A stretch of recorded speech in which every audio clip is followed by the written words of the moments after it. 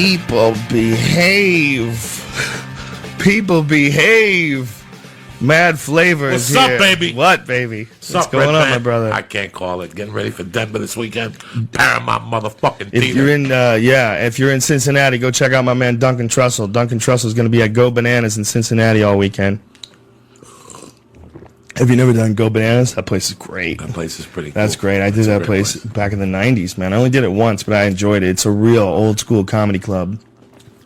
That place is shit. Denver Paramount Theater this weekend. Friday night. UFC 1 motherfucking 50. This Friday, the best show is going to be Joey Diaz, Joe Rogan, and Brendan Walsh.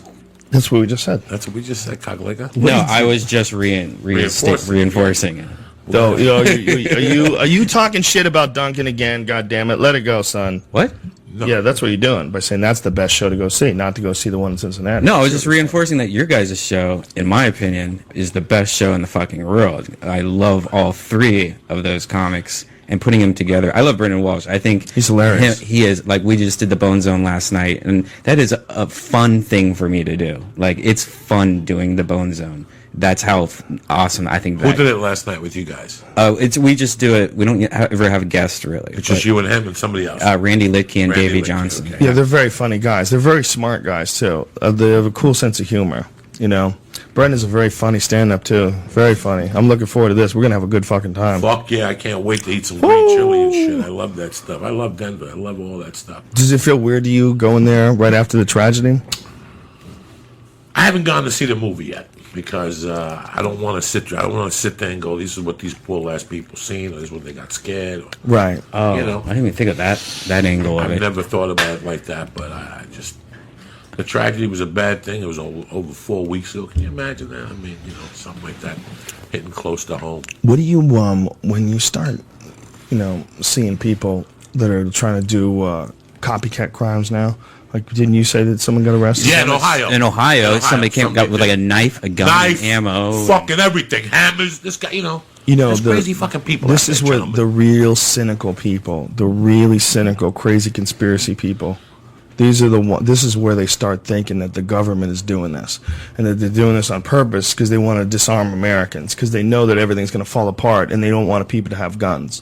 I mean, that sounds completely ridiculous, but if you were going to write a movie about how some super corrupt multinational corporations figure out a way to control the whole world, you'd probably write it like that. You'd probably have everything wired and hooked up like that, right? If you're throwing a jab at Alex Jones, I am his witness. In Houston at the UFC, he told me to my face that in 2 years there was going to be TSA security at parks and movie theaters.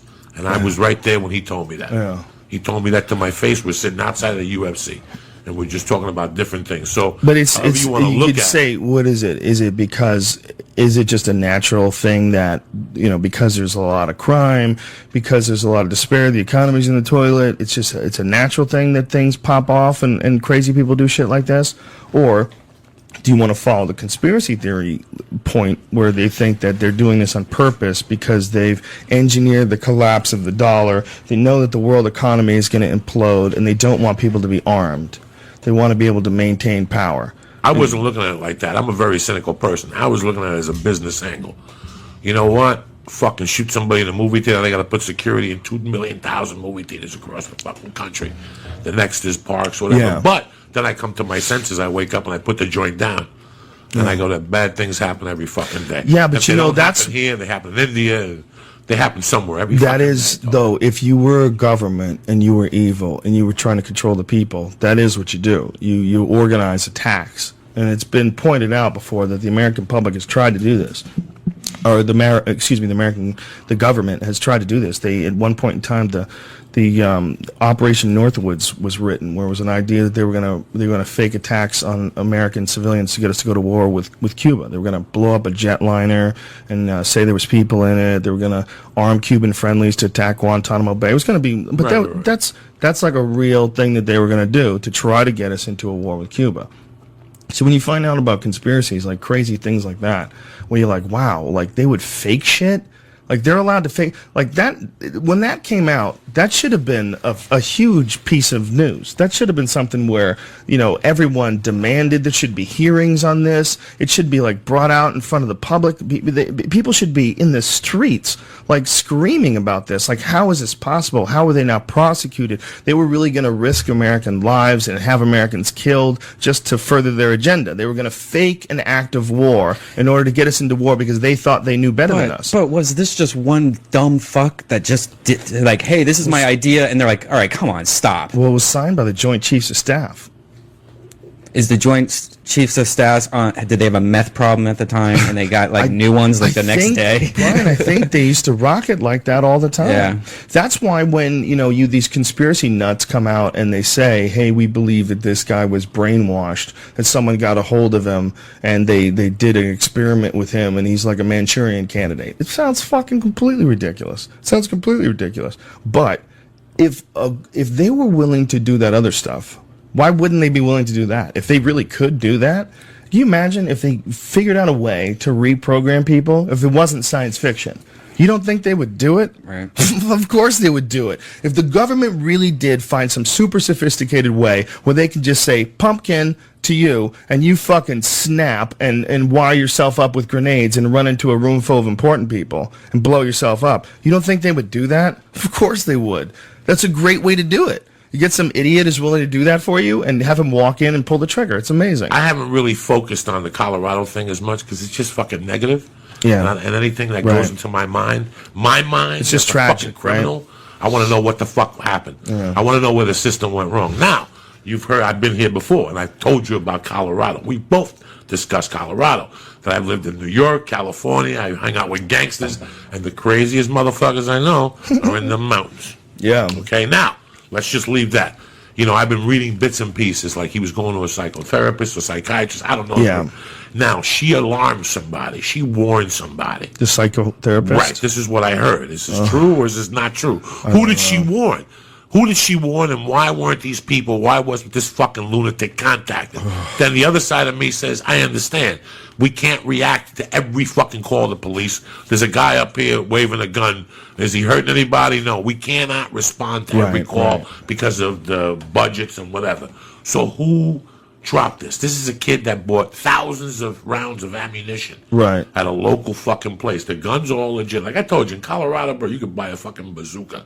As long as you pay for it. Hey, right. Brian, does your dog eat cat shit? Mm-hmm. Get her out of there. She's in my fucking cat's litter box. Ew. Get her. So, Jesus Christ, dude. No, she's out. This is what fucks with me a little bit. Shut that door, man. This is what fucks Sorry, with me. Sorry, folks. This is a real show. This is how it works. This is what fucks with me.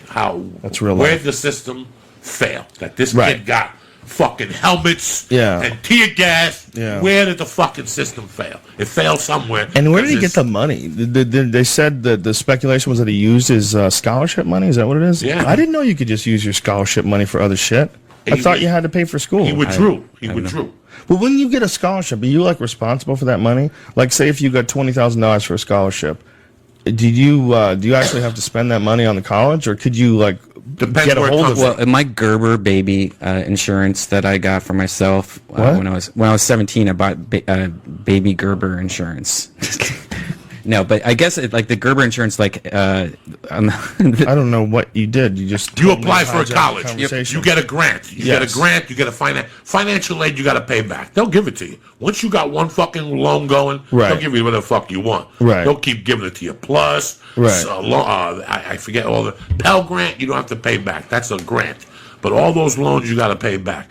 I'm going to tell you something. You sign up for college. Let's say your parents are not that well off. You sign up for college, they cover the tuition, and you reach out and you can get all these grants available to you. There's a lot of fucking money out there available to you, especially for what he was going to school for. You know, especially for what he was going to school for. This kid was a genius, wasn't he? Psycho fucking something. I don't even, a doctor. I don't know what the fuck he was going to school for. They give you the loot. And the continuous, you're going to pay it back. They give you the loot, bro. I was taking college money when I was going to University of Colorado and buying cars with it, curbing them, like seeing like a Volkswagen for $800, I'd sell it for $1,200. That's what I was doing with my financial aid money. What you do is you sign up for 18 credits. and you get money for 18 credits, but right before the school season starts, you cut it down to 9, and you pocket that Gitas. By the time they know what the fuck is going on and they send you a letter in the mail, the Gitas is gone. It's at the happy hour. Go deal with the bartender and the coke dealer. That might be the greatest word ever. Geeters. Gitas. Yeah. Gitas. Geetus. Geetus. Gitas. See, I always thought it was Geeters. Nah, Gitas is if you live in Florida and you hate alligators. This is Gitas, cocksucker. But, you know. I heard people call it Geeters, though. Nah, that's on the South. Geetus? Geeters and shit. But That was, my friend Johnny used that term. Geeters. Yeah, when he was talking about gambling money. My Yeah, God, Gitas. Gotta Diaz. get them Geeters. Geeters. Gotta get that Geeters. I feel bad for what happened in Colorado. It was a fucked up city. But I want to know where he got. I want to know how he learned to light the fucking smoke screen first. Well, he was a genius. He could have figured that you out know, online. I mean, do they teach you this shit online? I'm scared to even fucking you look. could buy you could figure out the plans to build a nuclear bomb online. Like you literally. serious? Yeah, sure. I'm pretty positive. Yeah. I bet if you were smart enough, you had access to. Wasn't there a kid who was trying to build a nuclear bomb in his backyard? There's a million right now that are trying to do that. But no, there was a kid who got arrested. Yeah, but I mean, that's in the news all the He was time. building a nuclear bomb in his backyard. Yeah. That sounds like horseshit. I gotta hold on. Nuclear bomb. Oh, I see what you're saying. So you can learn all this shit online, how to wire somebody's. I mean, that thing he did at home, where he wired his house with bombs and fucking liquids and all that shit. He learned that online. That's what you guys are fucking trying to tell me. Yeah. Yeah, this kid was some dangerous nut, man. He tried to build a nuclear bomb in his mom's shed.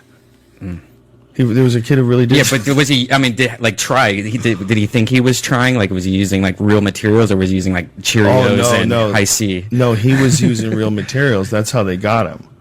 Apparently, they keep a very close eye on all the certain plutonium items, yeah. of the world. You know, it's very hard to get. And we know whatever it is, whether it's plutonium or whatever it is that they use, that they need to make some sort of a nuclear weapon. We know what that stuff is, supposedly. And then we keep an eye on it. But Jesus Christ. Marty McFly can get it. Anyone can get it. If this fucking kid can make this shit in his yard, you know? I mean, what, is he that much smarter than everybody else? The shit that fucked my world up was when the night I was watching Discovery and they showed you how to make speed on fucking Discovery. Really? They had these kids. They showed you how to make steroids, speed, and something else. The steroid guys lived right here in Sherman Oaks or something. They had like like outlaw things on their faces, and they show how they cook them on the stove and stuff. And This is crazy asshole. They pulled him over. This is the guy's name. His name is David Hahn. He was 17 years old. The police pulled him over. They found radioactive materials in the trunk of his car. His mother's property was cleared up by the Environmental Protection Agency 10 months later as a Superfund cleanup site. This motherfucker, like, really did. I mean, he came really close. Wow. He made his own nuclear reactor. Holy shit. He attained his Eagle Scout rank in the Boy Scouts shortly after what's his his reactor name? was dismantled. The Boy Scouts still let him have an Eagle Scout. I let him run the fucking party. He's I not give him the gay. scout troop, whatever the leader. His name was David Hahn. It says while his reactor never reached critical mass, Hahn attracted the attention of local police who found radioactive materials. Huh. Be careful with that chocolate bar, Joe. So I guess he came really close. Did you just eat that whole chocolate bar? No, I'm getting popular. I just want to let you know, ladies and gentlemen, that's not just a regular chocolate bar Joey Diaz just participated in. I know that's the one that you said was the highest you've ever done a podcast. And Most ridiculous ever. was it Whammy Bar from LA Speedweed? It didn't. There's no. I didn't need to be talking. There's no need for me to be talking. I don't need to be talking. I can just look and nod. When you're that baked. Oh, please, I just nod to death. Well, we want you to talk. We want you. Chocolate milk, We don't want you to Big go glass of into. water, the essentials. We don't want you going into the chocolate hole. Fucking great fights this week. Thank you Yeah. for the tickets. Great Unbelievable. fights, One of the huh? best cards Amazing fights. in a long, long time. Yeah. And I was thinking about it. I think they should do just as many LA fights as they do Vegas because it's really the same shit. The same people kind of make Yeah. them go. Yeah. You know, I mean, and it was fun. It was positive. The fights were fucking great. Joe Lozon, Jesus Christ. If I could come back and recycle myself, I'd come back as Joe Lozon. So, Seriously, I love that jiu-jitsu shit like that. He's fucking everything he did was awesome, and Jamie Varner was awesome too, man. Jamie Varner, that guy's made a huge comeback. He just didn't have enough time to get into condition for this fight. I think. Is that what it was? Yeah, it was I think 3 so. weeks, 4 weeks. Yeah, I think he took it on short notice. So, you know, it's a tough fight. Joe Lozon is one of the best.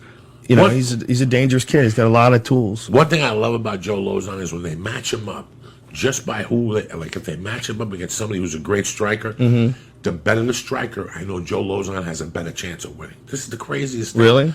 Because if you hit him and he gets on his back, he attacks you from his back. He don't give a fuck. He fucked up a couple people. Didn't he get Melvin Gillard too? Yeah, he got Melvin Gillard came in there jumping and screaming. He fucking caught him. Melvin keeps talking like saying that Joe Lozon got lucky, but let me tell you something. When someone wants to punch you in the face and they do punch you in the face, that's not luck. Okay, that's what he wanted to do, and that's what he did. It ain't, you know, there's no lucky punches. To say it's a lucky punch is one of the craziest things people could ever say.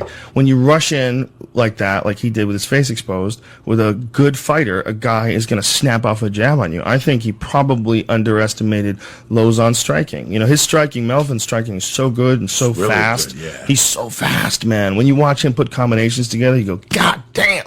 His technique is clean. He's got a lot of power in his hands, and I think he just got a little overconfident. And Lozon is not to be fucked with, isn't he? Yeah, he's had like 44 fights or something. Lozon is a beast, dude. That was an awesome fight. He's smart. That's the most dangerous thing about Joe Lozon is he's smart.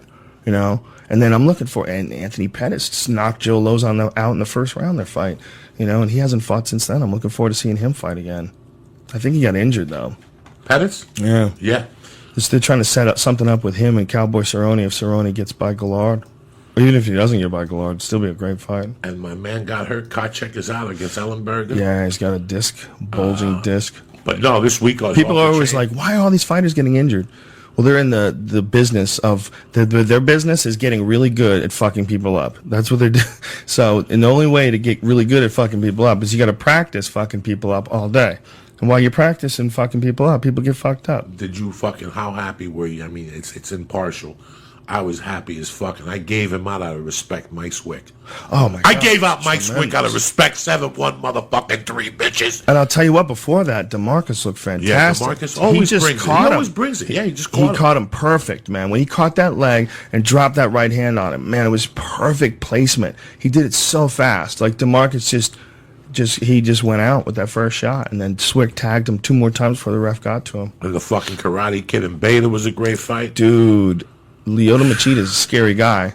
You gotta get a hold of that guy. And that's no picnic either. He's got great wrestling and great use of his body. He did a lot of sumo when he was a kid, which sounds silly, right? But they're really good at like throwing people off in like certain directions and pushing forward and planting yourself. And you know, he's got amazing tricks that he does inside with like little leg trips and shit like that.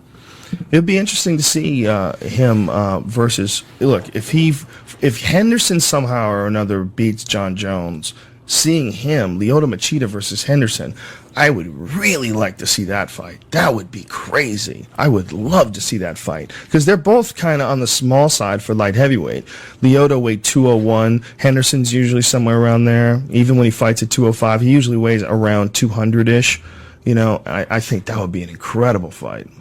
Henderson Jones is going to be a crazy fight too, man. If Henderson wins, he's like the greatest mixed martial arts fighter of all time, if you really look at it. If you look at it like as far as accomplishments, the guy wins 2 different titles in Pride in 2 different weight classes. And then he holds them at the same time. Comes over to Strikeforce, wins a title in Strikeforce. He's a knockout over heavyweights like Fedor Emelianenko. Guy knocked out Fedor. You know, I mean, Dan Henderson is a motherfucker, dude.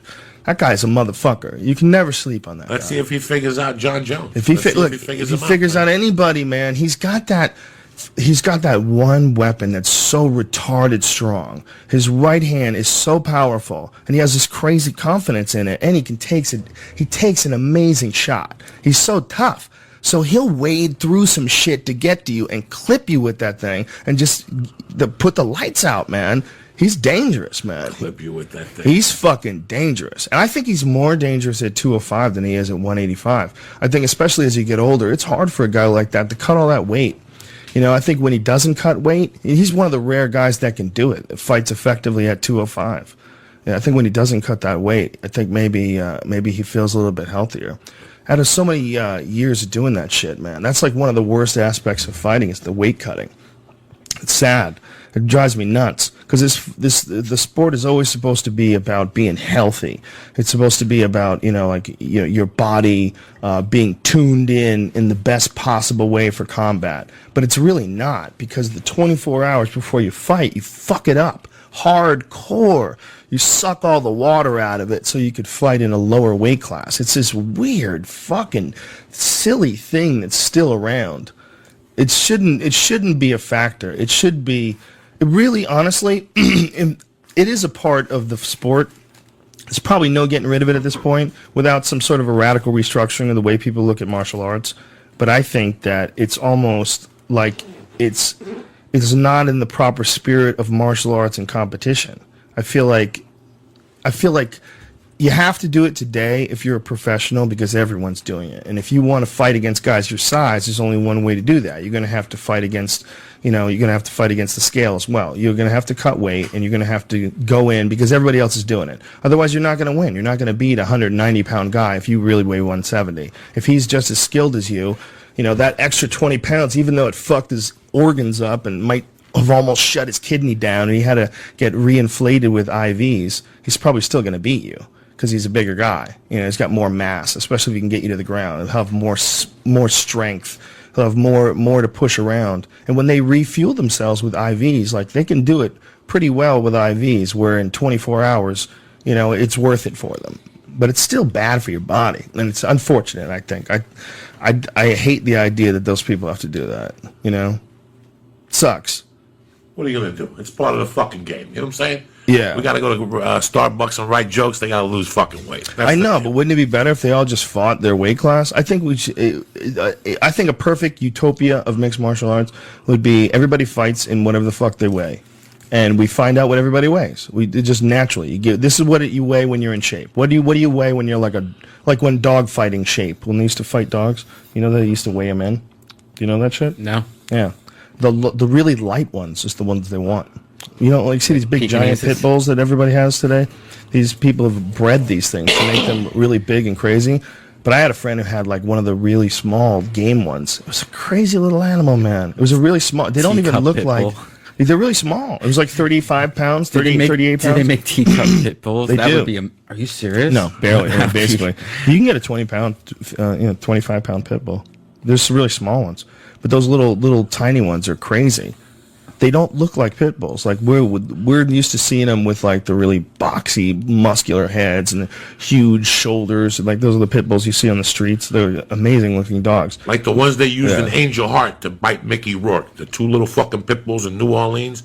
Watch that movie. Yeah, with the real little ones. You'll look at them and go, "Oh, that's weird." It was '87. Yeah. So nobody really knew about the fucking pit bull. We were still stuck on Doberman Pinschers and German Shepherds and Golden Retrievers. Some people knew about it. And when they made that movie, when they sent the mob guy to beat him up in that movie, the devil, whoever beats him up in Angel Heart, that's what he had, these little tiny pit bulls that didn't even have big chests, and they fucking ran after him. You could even see they ran different. Like, it was the beginning before they started giving them juice and gunpowder. Do you know at one point in time the pit bull was like they were trying to argue for it being the national animal, like instead of the eagle. Are you serious? The representation of America was going to be a pit bull. Really? Yeah. There was a movement for that. What was that movement? Like 3 guys in Compton? No, I think it was pretty legit, man. Yeah, we wanted to this be the motherfucker. I wish I could remember this totally, but I haven't had pit bulls in years, so I forgot all the propaganda. American animal. By the way, tonight we have an amazing show at the Ice House. There's still some tickets left. How many are left? I think there's like 40. Okay, if you've ever been there, the Ice House is like one of the best clubs in the world, isn't it, Joey? Listen, how great is that fucking place? Listen, I don't give a fuck if they did this show in a barn, you fucking momos. It's Dom Herrera, Tom Rhodes, Joe Rogan, Doug Benson, and fucking Red Band. For $15, and cancel Tripoli. what the fuck you're doing. Tell your grandmother to suck your dick. Call 626-577-1836 and get those tickets now. I'm talking about Tom Rhodes, Joe Rogan, fucking Irera and Doug Benson. Bert Just Kreischer? those 4. Bert Kreischer. Just those 4. It's like 50 and a blowjob to fucking get the fuck in. So get your shit together, you fucking momos. Yeah. That's a When's great show at the Ice House. That should be sold. I'm in Orange County. By the time I get back, it ain't gonna fucking get back on. I won't get back till about 11:30, 12. I'm going to a sandwich place tonight in Orange County named Roscoe's. It's a fucking. You like excited about a sandwich? Look at you. Love it. No. I'm not excited about it as much as they do comedy at the sandwich place now. Oh, and they serve beer. They have beer and wine, no booze, but it's fucking sandwiches, like old school sandwiches. Nice. And you go down there, you do fucking 30 minutes. They give you a little dough, little pumpernickel, and they get the fuck out of there. You know what I'm saying? That's it. But I like it. They got like 90, 100 people. And it's really fucking cool. But on the way back, I'll stop up there. I'll try to shoot the 101. It's fucking hot. That's what it is, dog. This is brutal. Thank God we're on a plane Friday, comp. It's going to be 100 and motherfucking 10 on Friday. It was 114 or 13 or something like that. When? Just on my way here. Come on. Yeah, listen, they said that this July was the hottest July ever. In the country, the whole country. Ever. Yeah. Okay, that's the what whole I heard, country. too. That's what I heard. Yeah, ever. Yeah. I know they did. They talked about it in L.A. I tweeted it today. I retweeted it because it was ridiculous. It's pretty bad when I have to leave my air conditioning on full blast at home just so my cats don't die. Yeah. Yeah, you do, right? Yeah. Yeah, it's hot as fuck. They're on the floor. They haven't fucking moved. No beds, no nothing. Yeah. They're on the floor getting that fucking cool wood. Last night, my bedroom, I couldn't get it freezing. It's usually freezing. It was cold. Me too. But it wasn't freezing last night. It was cold enough for me to fall asleep, but I got up to pee like at 4. And I'm like, what the fuck is this? Usually, I got the blanket on, a hooded sweatshirt. Me too. That's weird. Fucking an igloo. But last night it's tough. It's been a hot fucking weekend. And you didn't feel the earthquake last night either? I was at Flappers. Oh, really? And then when I was driving home, I seen all the cop cars. Oh. And then when I came in, people were on Facebook. There was an earthquake. I don't feel that shit. Yeah, a lot of people called me a pussy because I felt it. I was at the ice house, and it was like a huge jolt, and then like a sway, and the whole building made like this crackly noise. And I'm like, okay, I'm getting the fuck out of here because this building's way like, when's the last time this building's been checked? You know, it's not. If you look, they have those things already in the walls. The retrofits. Yeah, the retrofits. They got 'em. They have 50. It's like the outside of it is just retrofit. So I'm thinking if there's ever an earthquake here, run the fuck out of this building. It might collapse. Yeah, it might collapse. Yeah. This building's not. Whenever there's an earthquake and you have bricks, it's not that the bricks are going to fall apart, but they shift. And then that shift, you hear that shit? Yeah. That is traumatizing. Yeah. That is traumatizing. And so, I lived in Hollywood. I lived in a brick building. And people I heard that a couple people times. were calling me pussies and stuff, like on Twitter, me like, you're a fag, pussy, you know. And I'm like, all right, you could be in Malibu, which is a lot farther away from where I was at, to the earthquake, and be like, oh yeah, I didn't feel anything, you pussy, But what I felt last night was fucking jolting. That was like, you feel it? Oh, I didn't feel it. I forgot. There's this is earthquake stuff. This is underneath earthquake me. weather. This fucking heat. It it smells like an earthquake out there. Yeah, it gets so hot. It smells it the last 2 days. I am only hoping that since nobody ever predicts things correctly, that because you're saying it's earthquake weather, that you're wrong.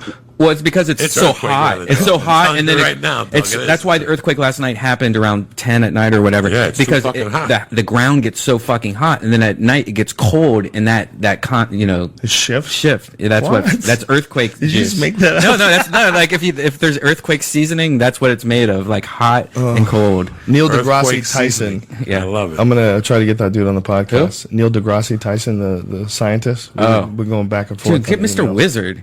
Mr. Wizard, who's that? I would love that, dude. Mr. Wizard's world.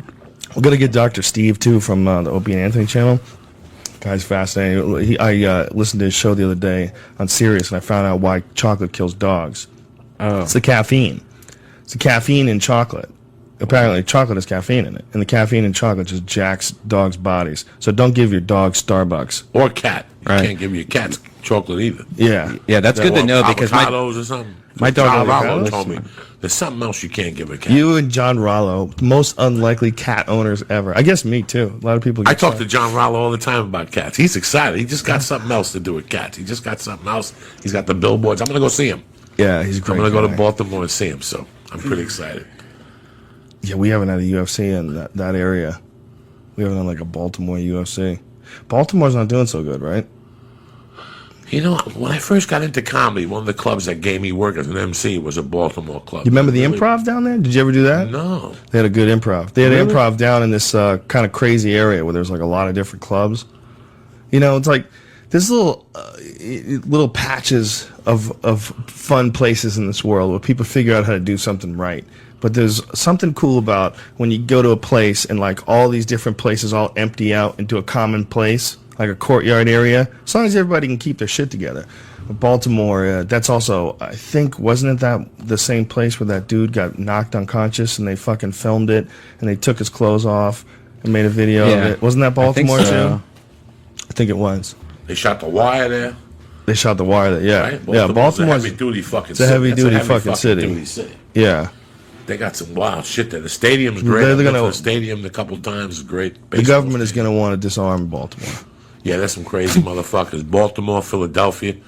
That's where that's where you give those people guns, because they'll shoot anybody in Philadelphia. Philadelphia was the only stadium that they had a fucking jail in the stadium, the football stadium. Hey, did you see that coach got? My condolences to the guy from Philadelphia, the coach Ryan. His son died. He was on our fucking show a couple years ago, bro. He was on a show? That kid came to our show. The kid who just died, the coach of the Philadelphia Eagles, he came to our show and was in talking to us in the back room in Atlantic City. That was when the guy Tim Sylvia and what's his name, the coach from Iowa and the farmer, they were all down there because somebody was fighting. Yeah, we were IFL. down there, IFL. We went down there to do a show. Yeah. That weekend when I got off stage, he came up to me all juiced up, the kid. He's like, dog, whatever you need, we got you covered here. My father's the coach of the fucking Eagles. All I got to do is make a call, bitch. Wow. So the other day when I saw that, I was like, wow, that kid, unless he has other kids, but he had the shirt and the hat. He was very, so my condolences to the fucking... I remember we're looking down in the crowd and Henzo Gracie was there laughing his ass off. That's the place? Yeah. Yeah, okay. At that place. That was when the IFL. Henzo was had something to do with the IFL. I think he fought in the Tate, NFL. a lot of us went. Hari. Yeah. The IFL was an interesting idea. Just, you can't, it's like the whole team thing. It's an individual sport, man. The whole team thing really didn't work. It's like stand-up. It's just me, you, and a mic, bitch. Yeah. You can't do teams of stand-up, and you come in and we tag team you and shit. You say that, but we kind of do have a team. We're the team Death Squad. I mean, it really is a team. That's true. Right? I mean, What? it is a team. You know, if we really think about it, all the people that we have in our inner circle that we consider give Death ourselves Squad. training secrets. Yeah. This is what you should do. Don't do this. Oh, yeah. I mean, it's kind of like a team, you know? I mean, if anybody is, in most cases, stand-up is not like that. But with us, I think this is very much like a whole group of us. We're all identified by our friends, you know? Holla, bitches. So now we got Denver this week. Denver, and we got Vegas. Frankie motherfucking Edgar against Henderson. Donald Cerrone. That's a good fucking card too, Joe Rogan. Yeah. That's a great card. I'm It's a happy great I'm card. going. You know me, dog. There's certain people you want in your life, and there's certain people you don't want in your life. I don't ever want a problem with Frankie Edgar. I love that guy. Great guy. I love Henderson. And Henderson. I love both of them. The fucking time when he grabs his leg and he He jumps up and throws that kick. Yeah. He's as athletic as can be, but Well, he's got ridiculous legs. He's got legs for like a 185 pounder, and he's a 155 pound guy. He's got weird legs. He's just a bad motherfucker. He's a tough kid, man. He fights really good guys, and it makes him look not so good. You know, I mean, he keeps doing it over and over again. You know. I also saw that fucking cut to my man Rory McDonald up there in Toronto. Huge. 30-something stitches. Huge That's cut. down to the fucking bone. Jesus Christ. I want to see a rematch of Pettis and Benson Henderson too. That's a Holy good shit, one. that was a That great was a great fight. And you know how much Henderson would get up for that rematch. But this fight this weekend is going to be amazing because I'll tell you what, that Edgar kid, Frankie Edgar, finds a way. That motherfucker finds a way. He's a little dog. He's got a mind that is like he don't like losing, you know, and he comes back stronger. He comes back stronger than ever. He's such a unique guy. He looks like fucking Rain Man out there. He's dribbling. I'm like, what the fuck's Rain Man doing? You want to giggle, but bro, he'll light you the fuck up. He's a bad motherfucker. I just watched him in Gray Maynard, the second one, the third one again the other day. Yeah. You got to be able to keep that pace up too, man. You got to be able to keep pace with him. He'll drag you into some deep fucking conditioning water. You know, that guy can do that for an hour and a half. He's one of the best conditioned guys in the sport. And one of the reasons for that is what we talked about earlier. Frankie Edgar doesn't cut weight. Doesn't cut weight, yeah. That guy weighs 155 pounds. I love it. I love it when he can win. I love it when he can win. But when he loses, and he loses because the guy's bigger than him, it makes you think, like, man, I wish you could do it at 155. I hope you could do it at 155, but maybe 145 is your weight class. It sucks. Well, if he goes to 145, that could be one of the greatest fights in MMA history. Him against fucking Aldo. Oh, come on. I've said that since day one. I'm pushing for it. I love it at 145 in Vegas. Something. Yeah, neutral. but you can't count him out, man. You can't count him out. No, I don't count him out by any stretch of imagination. Never. That kid, like I he said, can win, man. I don't want him in my future, in my past. Him looking for you. You don't need that in your fucking life, man. I don't need that shit in my fucking life. I love the fact that if I see him and then I see him 6 months later, I look forward to seeing what's improved, what's gotten better, because it's going to be better. He's going to be better. He's going to do something better. He's going to have some move that you didn't expect coming, some lead right hand that you didn't see coming. He's going to shift his weight a little bit differently. He's going to do something better. He's going to have a little bit more conditioning. He's not like an asshole that like takes time off and gets fat and then has to. That's 40 years in their genes, those kids from down the shore. Of just scrapping. Because the other half is the Guidos and all that stupidity. Right. But the other half, a lot of people don't know, is those kids have to go to like Brick Township, like where Mike Dolce went. They got to go to these schools, and they're Group 4 schools. Group 4 schools, you play black schools that are 6'4".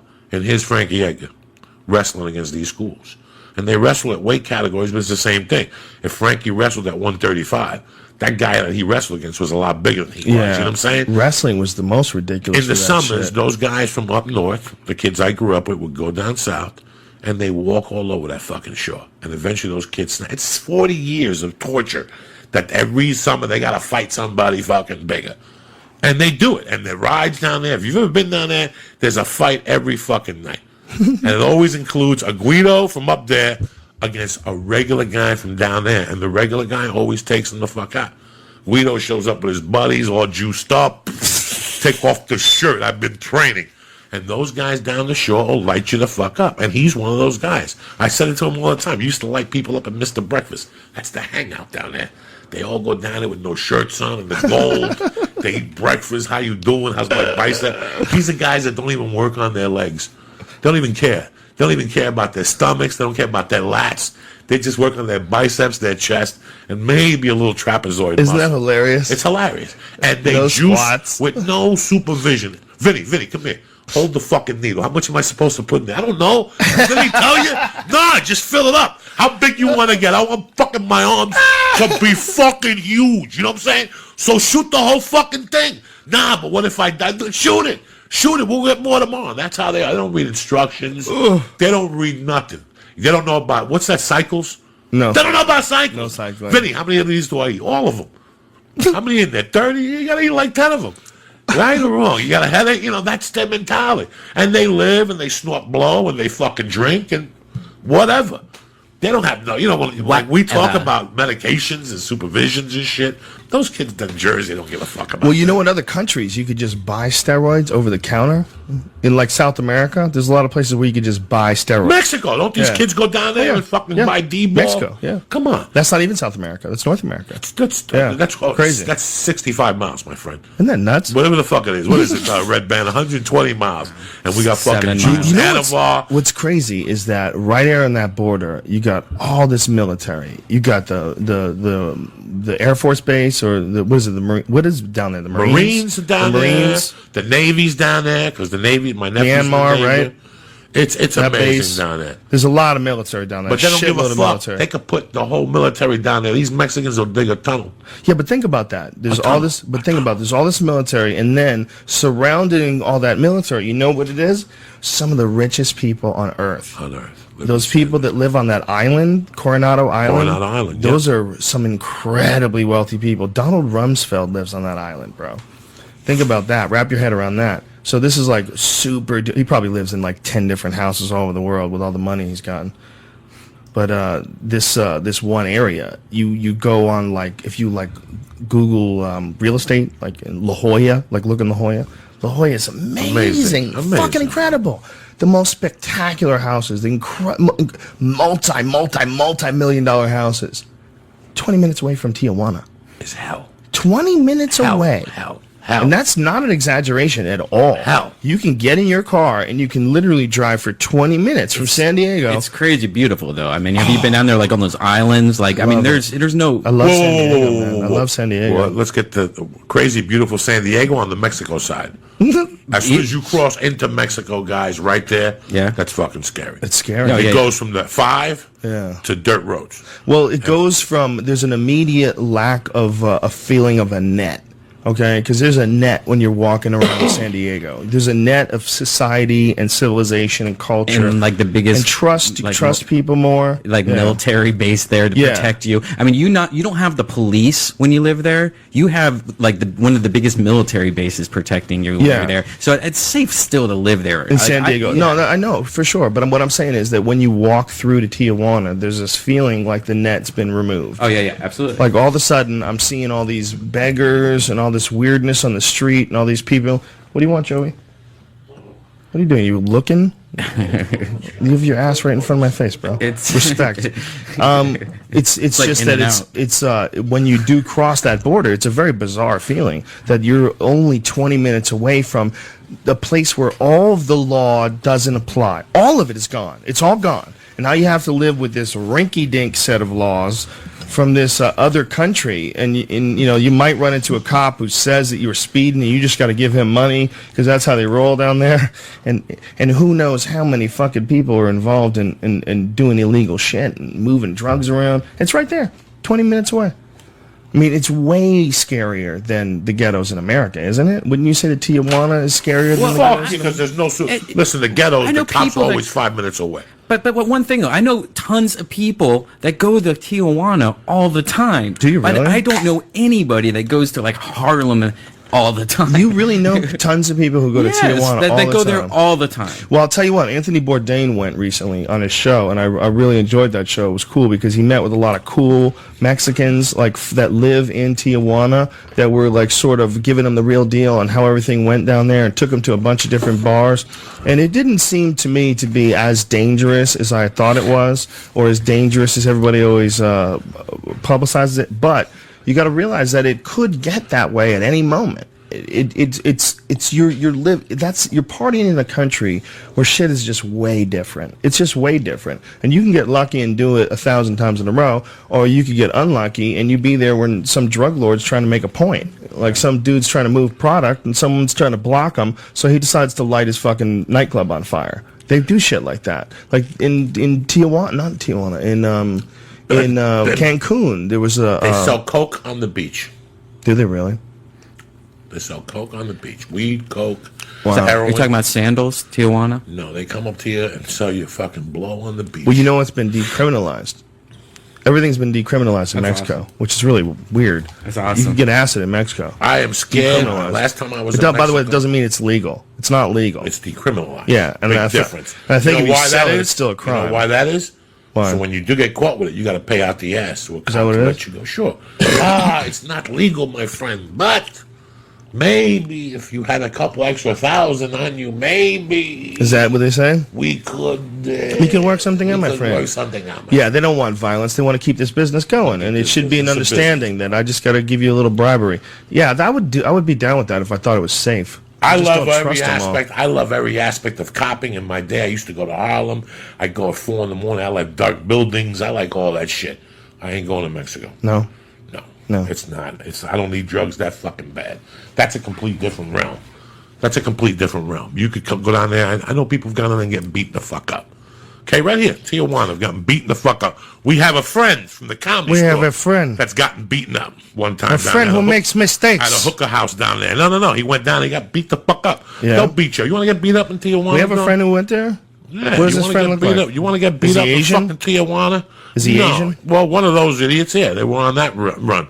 You know, I don't want to go. I never went down there for drugs, and I was a fucking junkie. I think that it's over a border, and 1,000 bad things could happen to you. Yeah, you could fuck up. 1,000 bad things could happen to you. I know Anthony Bourdain walked around for a day surrounded by white people with cameras. Yeah. Okay, that's a big difference than you and me walking around, and all we need is one Mexican to say, "Hey, ain't that the dude from Factor de Fiel?"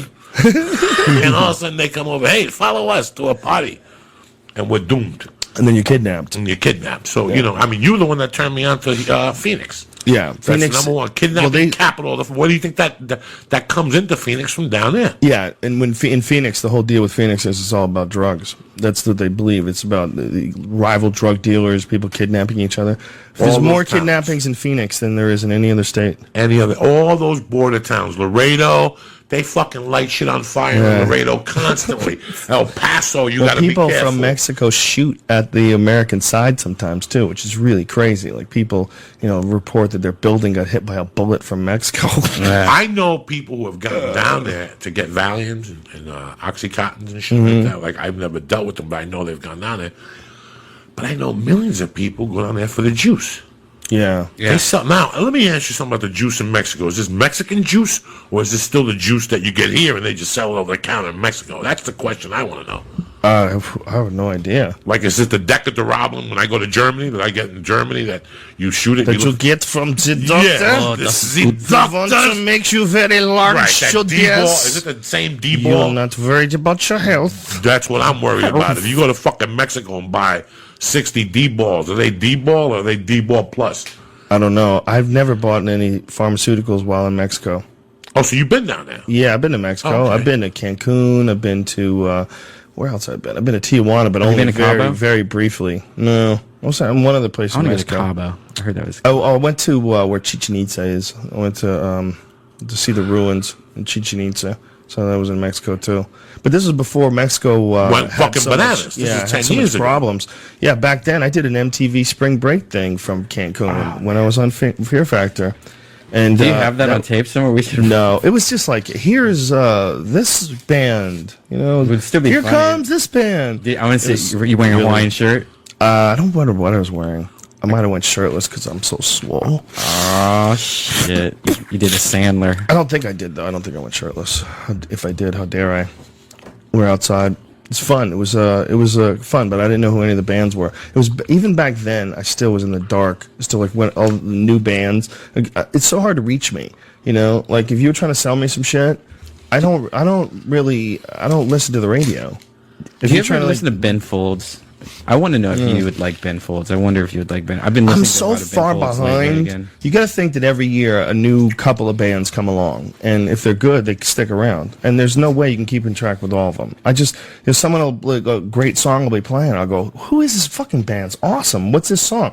And then someone will tell me, and I'm like, "I've never heard of them." I'm like, "Oh my god, they have the #1 album in the country. They've been the #1 band for 2 years," and I'm like, "Wow." I missed their whole. I'm completely out of the loop. This guy named Ben Folds, he used to be in a band called Ben Folds 5, and then he left the band. And he has a CD that he lives in Australia now, and he has kids and a family, and he moved there. And now he released an album that he played every single instrument on the CD, and then combined them into one. And it is some of the best. Like music wise, it's some. What kind of music is it? It's just jammy, like very a lot of pianos. It's jammy. Like if I play you a song, you'll be like, oh, I've heard this before. He does a song called like "Rockin' the Suburbs," and shit like that. I bet I have no idea what the fuck you're talking about. But I would love to see if you got into that, or if you hated it, kind of like a Grateful Dead kind of. I never hated the Dead. I just couldn't get into it. To me, it was almost like I was out of tune with it. I couldn't get. I don't know. I was a Boulder at the time, and here's the way the Dead is to me. I like Working Man's Dead. I like On the Mountain, Fire on the Mountain, a couple songs. I went to see them with Santana and Public Enemy. I don't fuck around at Red Rocks, but they are their whole repertoire is it's so much. It's the fans that always startled me, dog. Yeah. I lived in Boulder. They pull up with a bus. They haven't showered in fucking 6 months.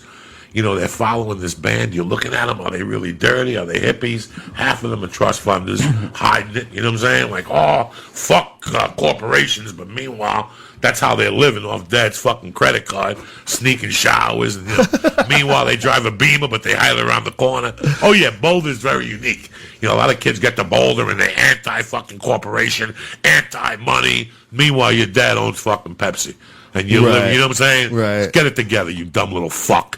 before I smack you. There's a Take lot your of that rebelling from their successful father as well. And fuck him, but meanwhile you got an Audi and you haven't worked the whole time you're here, and you're buying big bags of weed. So cut it out. There's a weird balance between like your parents being successful and your parents being a good parent. Because if the parent is really successful, they probably have to work a lot.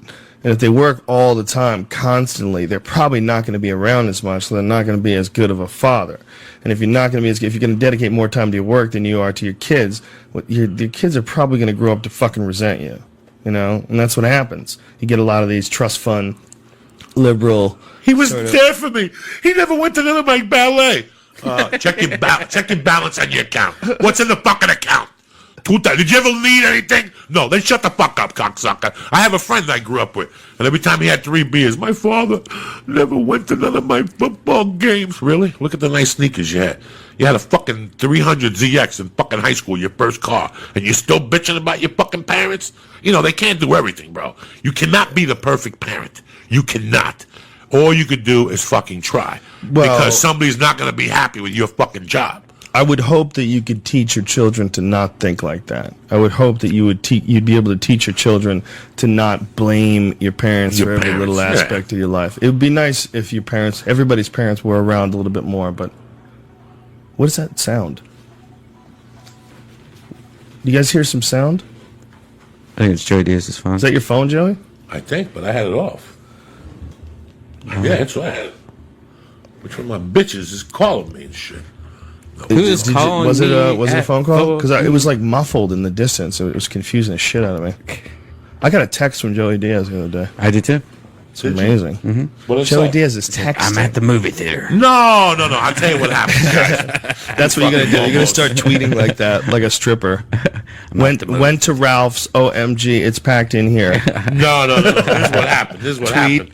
When you call this number, right? Let's say you call me. Right. Sometimes it's in my pocket. Okay. Like it's in your pocket. Right. So when I go in, there's a thing on the bottom that slides up and it gives you all these excuses.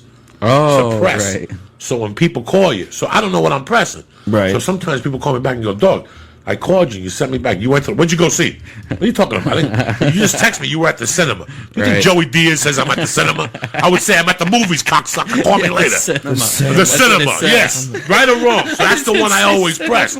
It's fucking cinema. Like there's a bunch of them. I'll show it to you. So people keep thinking, "Oh, Joey texts me. He's texting." Now, don't get too fucking. That's so. Don't get carried away, cocksuckers. Well, you actually sent me a real text. Yeah, you know who taught me? I had to ask the kid's daughter to teach me how to text on my phone. Really? She's 5. Really? She's fucking 5. I'm like, I don't know how to text on it. Kid took the thing from me. She goes, "Who do you want to text?" She went through the whole thing. Bap. She hit applications. Went to the fucking message. What kind of phone do you have there, Joey? What is that? An Android phone? Galaxy 4, whatever the fuck it is. How old is that one? 6 months. 6 months. It's crazy how much phones are progressing. How quick they get that Galaxy S3 that just came out, and my friend Matt has it. I was fucking around with it the other day. It's amazing, man. Holy shit, is that Why is it thing pretty? amazing? First of all, it's fast as shit.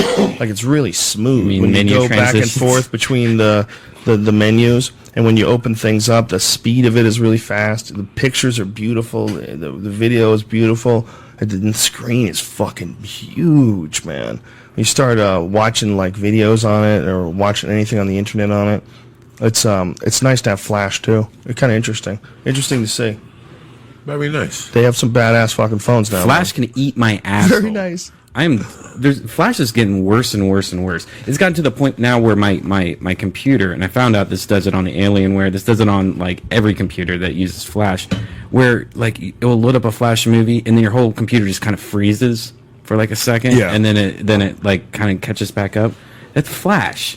If you look at your computer CPU monitor and then you do that, you'll notice it goes up to 100% from like 10%. How is a dual core, whatever, triple core, fast top of the line computer like that? It can't handle a fucking Flash. I don't know enough Flash about computing to say if that's right. And die. Eat AIDS. I don't think you can eat AIDS. So I think if somebody could give you a bowl of AIDS, and you could be fine. So let's put Flash on your fucking I don't phone. think AIDS goes in that way. A bowl of AIDS. How wrong is Because you that? just scoop up a bowl of AIDS. What do you think? What color would it be? I'd say yellow. So why don't we bowl of yellow AIDS. why don't we enjoy like let flash onto our phone? That seems like a good idea. Let's Brian, fuck why our don't you just change the subject like everybody else?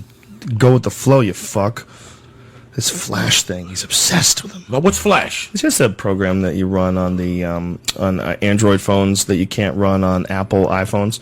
It's essentially animation, web animation. It looks like little videos. YouTube used to use it, but a lot of what they use now is HTML5, and they also have it directly for the iPhone. So you just, anytime you click on a YouTube video, you have like a YouTube application that opens up, so it recognizes most new videos like pretty quickly. It's like, hey, my phone also has a floppy disk and the iPhone doesn't. So, Well, yeah, I definitely think that it works really seamlessly on the iPhone. The like when I go to YouTube videos and shit like that, it works pretty fucking smooth.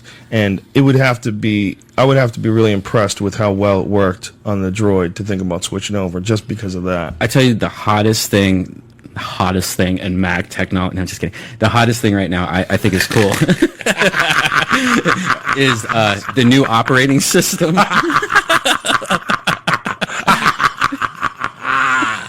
The new operating system, new Mac OS, has screen sharing on it. So you just you can just hit this button, and if in any TV that has Apple TV, it sends your monitor to the TV now. So like if you want to work on a 70-inch resolution screen, you just on your laptop or whatever, you just hit this button and it will flip it to your TV. So now so I'm sitting there watching YouTube or doing websites and watching videos on my big TV. Your brain's gonna break.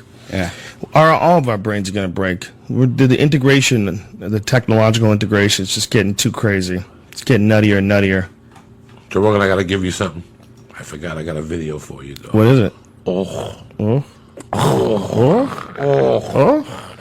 What is it? Pink Floyd, live at Pompeii, Echoes. Yeah. They fucking go out in that arena in Pompeii. Put it on real quick. Tell me what it is again. Pink Floyd live at Pompeii. Just put Echoes, Pink Floyd Echoes, and it'll say live at Pompeii. And click it up and fast forward the video to like 2 minutes. Pink Floyd Echoes Part 1? Yes, live at Pompeii. It's got to say. Oh, live at Pompeii. Hold on. Yeah. Now, who the fuck went to Pompeii? Anybody even know what Pompeii is? Live at Pompeii. Here it is, Part 1. Is it in Pompano? No, it ain't in Pompeii. Pompeii. And how far do I go in? Go in like 2 minutes into the video. Well, I can't do it. Well, It also has, well, I can go to Ustream and shut this off. Hold on a second. It's got what? I got to go to Ustream and shut off the volume. you got to see the. And I seen this movie as a kid on acid. And the other night, somebody sent it to me, and I went to YouTube, and I had to watch it 3 times in a row. It was so fucking- Where do I tune into it? Go 2 minutes into it. Like, let it set, and then just watch these motherfuckers. I mean, this is... It's some Greek statues. Oh, yeah. They're out there, dog. If you had a fucking Yeah, time that's- machine, This is really cool, dog. if you had a time machine, what culture would you go back and watch? With the Greeks. The Greeks? Why is that? How fucking cool was it? They had that Colosseum where Bruce Lee fought. Just so many fucking things. I These think that's motherfuckers- Rome, brother. Rome, whatever. Same thing. The Romans, the Corinthians. I'm confused, dog. Who's the Corinthians? They're the Wasps. That's who they became. The Romans became the Italians. The Corinthians? Who Yeah, the that's Corinthians become? Yeah, white people, Wasps. Is it French? No, they're the ones Jesus talked to first. Remember, Jesus told the Corinthians.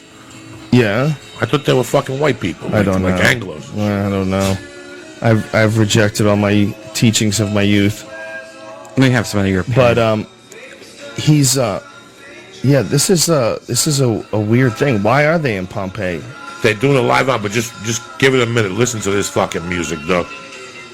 But when They're like on a steaming island. oh with all my this God, it's amazing, dog. pictures of Greek gods. I would pick ancient Egypt. I would pick Egypt over Greece. But I think Greece would be pretty dope too. But I would like to, in the fucking, right when the pyramids were being built, I would love to have gone and see what the fuck they were living like. They keep finding shit that keeps pushing back the date of civilization later and later and later. They found tools recently and proof that civilization is at least 20,000 years older than they thought it was. That's a big jump. 20,000 years is a big goddamn jump. And they're still finding stuff all the time. Who knows how much stuff is still buried in Turkey? You know, Turkey's where they found Troy. Turkey's where they found Göbekli Tepe. Turkey's where they found that statue in The Exorcist. Yeah. Remember when the two dogs are fighting out in the fucking wilderness? Right. Bro, you watch that again. I'm telling you, I always talk about it because it's such a well-made movie. Oh, yeah. When he's in Arabia or in Africa, because that's in Africa. That's where the devil lives. Devil lives in Africa? Devil, How do you know? Because, bro, everybody lives in Africa. All that shit started in Africa, bro. It Really? all started, yeah. This whole party started in Africa. If you look back, look at it. It all started in fucking Africa. Hey, Brian, where's your dog, man? Did you shut that door so she can't eat she's cat over shit? here, yeah. Okay. I just want to make sure she doesn't eat cat shit. Because that's rude. It's gross. Oh, that was another thing they found recently, man. I wanted to talk about this. They found evidence that a mass amount of people were killed in London in the 1500s by a volcano. London volcano deaths. I was in the middle. I was running out the door when I read this, and I didn't get a chance to really look at it like deep in there. But this is apparently it's a recent discovery, and what they've decided is that they've found thousands of skeletons in mass graves in London's East End, and they believe that many were victims of a 13th century volcanic eruption. Isn't that nuts? That's fucking crazy. Yeah. They found, wow, this is amazing, man. The skeletons were uncovered next to, wow, this is a weird word, Spitalfields Market, when the new Spittle Square, what kind of a name is that? New Spittle Square? Development was started 20 years ago. So I guess they started digging and they found this shit. And now a 10-year ecological investigation by the Museum of London has discovered that the likely cause to be volcano, which led to world temperatures cooling down and crops failing, resulting in a mass starvation. Holy shit. 10,500 skeletons dating from the 12th to the 16th century were uncovered by the archaeologists, including mass burial pits that had scientists baffled because the radiocarbon dating didn't match known events in medieval England like the Black Death or the Great Famine. That's incredible. This is 1258. There was a colossal volcano in 1258. Wow. This is amazing, man. So this is a new discovery that such a massive global natural disaster has been identified in a small area of East London. That's incredible, man. That is amazing shit. Yeah, we don't know too much. You know, when they really talk about history, like what we really know about the past, man, we don't really know that much. We don't know dick. We just make a fucking assumptions. Yeah. We dig, and every other week we come up with a new fucking assumption. It's amazing how much we're finding. And that fucking tape of Mars either. That looks kinky to me too. You don't think that's real? Nah, and who gives a fuck? You're gonna go to Mars now? Now $14 billion with all the shit we got going on in this fucking country? Mars for what? Who gives a fuck about Mars? I'm sitting there going, this is a fugazi, this fucking tape. They made this in Burbank. Well, this is what I think. I think, first of all, yeah, they did go, and it's awesome. And when you spend money on scientific innovation for space travel, you're dealing with the cream of the crop of people that are trying to figure out how to manipulate space and matter and transport things and how to, you know, I mean, you're dealing with the most knowledgeable scientists on Earth. Then how come they can't get gas for $2? Strive You know what I'm to saying? be Joey. Come on, I mean, I'm serious, but this is what I'm saying. You're being to you. silly. No, but I'm this just is what talking from the heart. I'm It does telling all you this that shit. everything that they do. I know, but what's it got to do with the fucking price of eggs? What it the has fuck? to do- We got fucking AIDS. We got diseases. We got fat kids running around. And What that- the fuck do I give a that fuck doesn't if a thing mean- lands in Mars? Definitely, we should pay attention to those needs to things. win. You know what? That Why? doesn't A mean Martians we are gonna shouldn't come? go and explore the universe Oh, I because know, they but learn, Joey. little by little, we're fucking dying here, dog. This country's fucking dying. We got time to. I don't give a fuck what goes on in Mars. I don't give a fuck what goes on in London either in 1529. I'm from the church of what's happening now, motherfucker. If you care about that shit, you got too much fucking time on your hands, guy. Fucking Mars. What's that got to do? We got houses shutting the fuck down. You got billions of dollars to go to Mars. I don't give a fuck about Mars. Why don't you get this excited about the wars? Because that costs 1,000 times. But I don't get excited about none of that shit because it doesn't have to. What the fuck? They've been fighting for 10 years and I'm still paying $5 for fucking gas, guy. The money we're spending on the war is billions and billions. Garbage every fucking year. So now we got to spend more fucking money on going to Mars. It's bad enough with fucking Afghanistan. That Mars thing is a positive thing. The Mars thing, they're going to get innovation out of this project. That's going to aid them in everything else. It's going to eventually lead to, who knows what kind of space travel eventually we're going to have. You're never going to go and I'm never going to go, so who gives a fuck? It got nothing to do with us. That's what the problem with us is. We care about shit that got nothing to fucking do with us. This is why I care about it, because it's cool as fuck. Okay. When that thing lands on Mars and starts taking pictures and sending it through the sky, and I see a room full of people who've worked on nothing but this for years. Jumping up and down. Cheering. I think it's fucking awesome. The only time I cheer like that is when somebody scores and I pick up an envelope at the fucking thing, all right? You're going to jump up and down because somebody landed in Mars. Fuck yeah. Like a bunch of fucking geeks that they were with blue shirts on and shit, jumping up and fucking Joey, down. That's their That's art. what NASA is. NASA you understand is all the that's geeks of the world put together. And I appreciate travel. 10 years ago, we hung out for years, and you would talk about the moon landing was fake. Now, all of a sudden, you're happy about fucking Mars, guy. Come on, huh? Give me a fucking break with these fucking Are they all Mars. connected? I'm sick Is and the tired moon of landing and Martians, Mars connected? vampires, and all this waste of thought that goes on every day. It's waste of thought. We got bigger things to fry. Gas is $5 a tank. We got this Milt Romney guy who's a fucking commie cocksucker fuck from Idaho or Utah, wherever the fuck he's from, against Obama. The only thing that's going on good there is his wife, because she's making fat kids get fucking skinny. That's it. I mean, what the fuck? What the fuck? We don't even have a president. We don't even have somebody to vote for the next 4 years, and we're worried about fucking Mars, Joe Rogan. Really? About fucking what happened in England in 1529? We need to fucking know what's gonna happen in the next 3 years. You know what, dog? You're right. I'm about to have a baby, and I'm fucking scared because what is he gonna have in 40 years? What are we gonna have? We're gonna be getting fucked in the ass by Arabs, by a bunch of white people. We landed on Mars. Go see if the Arabs are jumping up and down. They're fucking going, wait till we get those white. If they get excited like that about landing in Mars, wait till they sniff this Arab asshole as they're sucking my dick. Oh. Does my daughter have to learn Spanish, or does she have to learn fucking Arab in the next 20 fucking years? That's what I'm worried about, dog. Does my kid have to go to school with 80 fucking foreigners, or does she? That's what I worry about. So fuck Mars, bro. I don't want to hear about fucking Mars and a bunch of fucking waspy fucks with glasses jumping up and down because we landed onArs. There's a fucking mortgage is upside down in this country. Fucking people I understand are homeless, that, Joey, dog. but are you going to stop doing stand-up?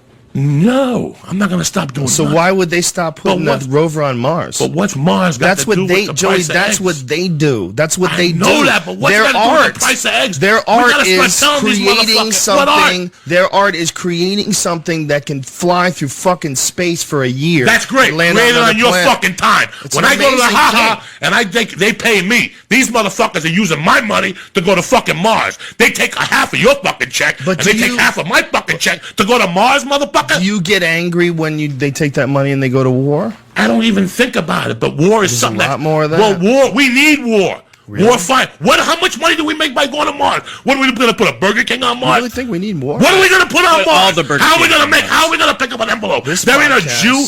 There ain't a fucking Jew that's happy right now about what's going on This in Mars. podcast is sponsored by ear doctors all across America. The conspiracy is Fuck that Black shit. helicopters That have hired pisses me Joey the fuck Diaz off. to make people blow their eardrums out. That pisses I'm me the screaming fuck too. off, Joe It's a Rogan. We conspiracy. have so many things going on in this Olive country. Garden. Schools are closing. Fucking people don't He's know. immoral. Cities are closing. Inhuman bastards. And we gotta go to fucking Mars to give a fuck. Listen, I go to Joey, I support your hubris on this. No. issue. And listen, bro, I don't mind. We gotta send 3 Puerto Ricans over there to stab an Arab. That's what needs to be done. They're gonna blow up a fucking building, or 3 black guys to stab an Arab. That's what needs to be done. War is money.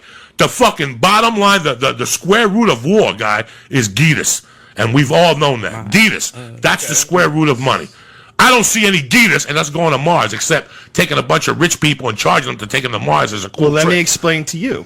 that ahead. every fucking drone that's flying in Pakistan and taking out Al Qaeda, if you believe in that shit, Bills every and one NASA. of them, Right, I they're agree. made by scientists, and that's Beautiful, and I'm with them. If you want to argue about keeping people safe, the best way to keep people safe. Look, I'm not saying that I advocate drones because a fuckload of civilians have died from the use of drone attack. But if they eventually get that shit wired to the point where they can kill everybody they want to kill, that's where it's the scientists that are involved in making that shit are the same scientists that are involved in making all sorts of different spacecrafts and aircrafts. And I love them that they're making the technology, spacecraft. man. You want to kill somebody?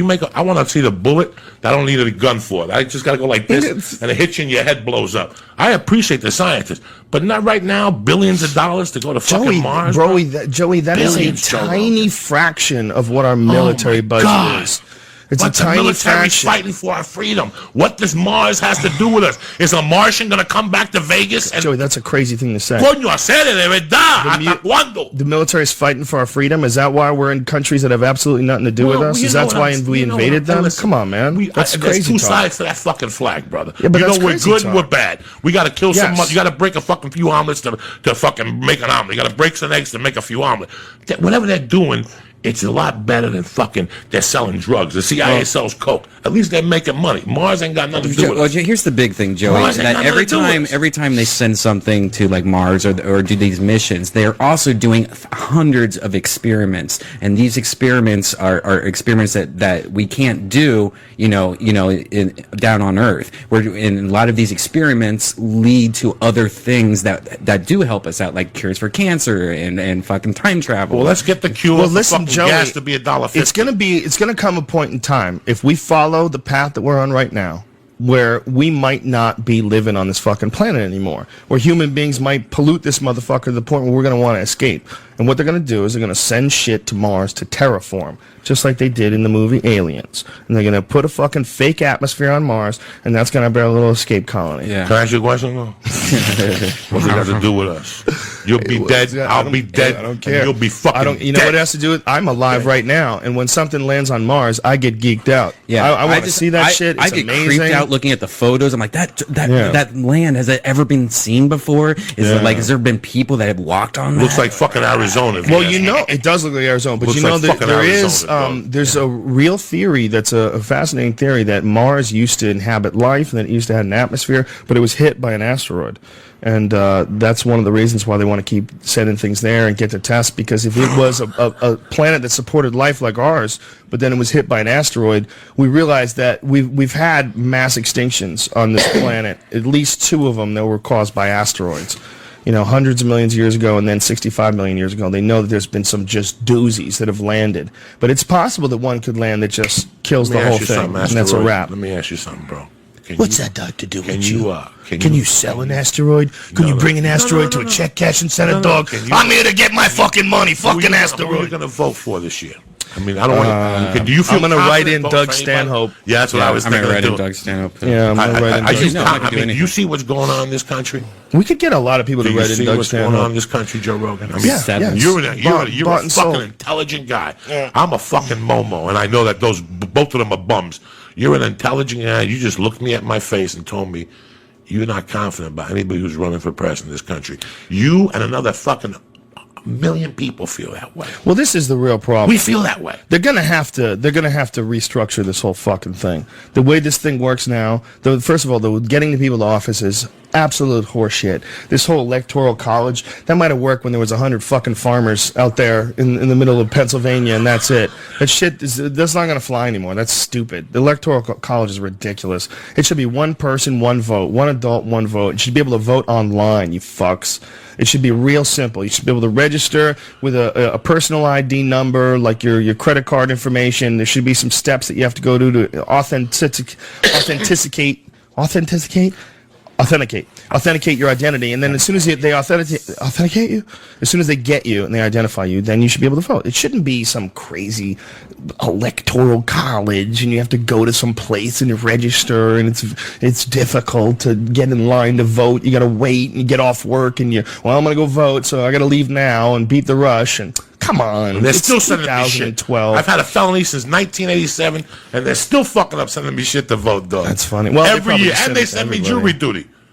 I got to go Because down you there guys every vote fucking for month and presidents. fucking argue with those people. Dog. That's hilarious. They send me jury duty. I go, then you do a background check? Yes, we did. You're eligible for jury duty. Can you believe I had to pay an attorney? You're eligible for jury duty? Bro, can you fuck to fucking 19 felonies and I'm eligible for fucking You jury had to duty. pay an attorney to get you out of that? Well, I had to lie because I had to tell them I had a movie. I was going somewhere else, so you got to do what you got to do. You know what I'm saying?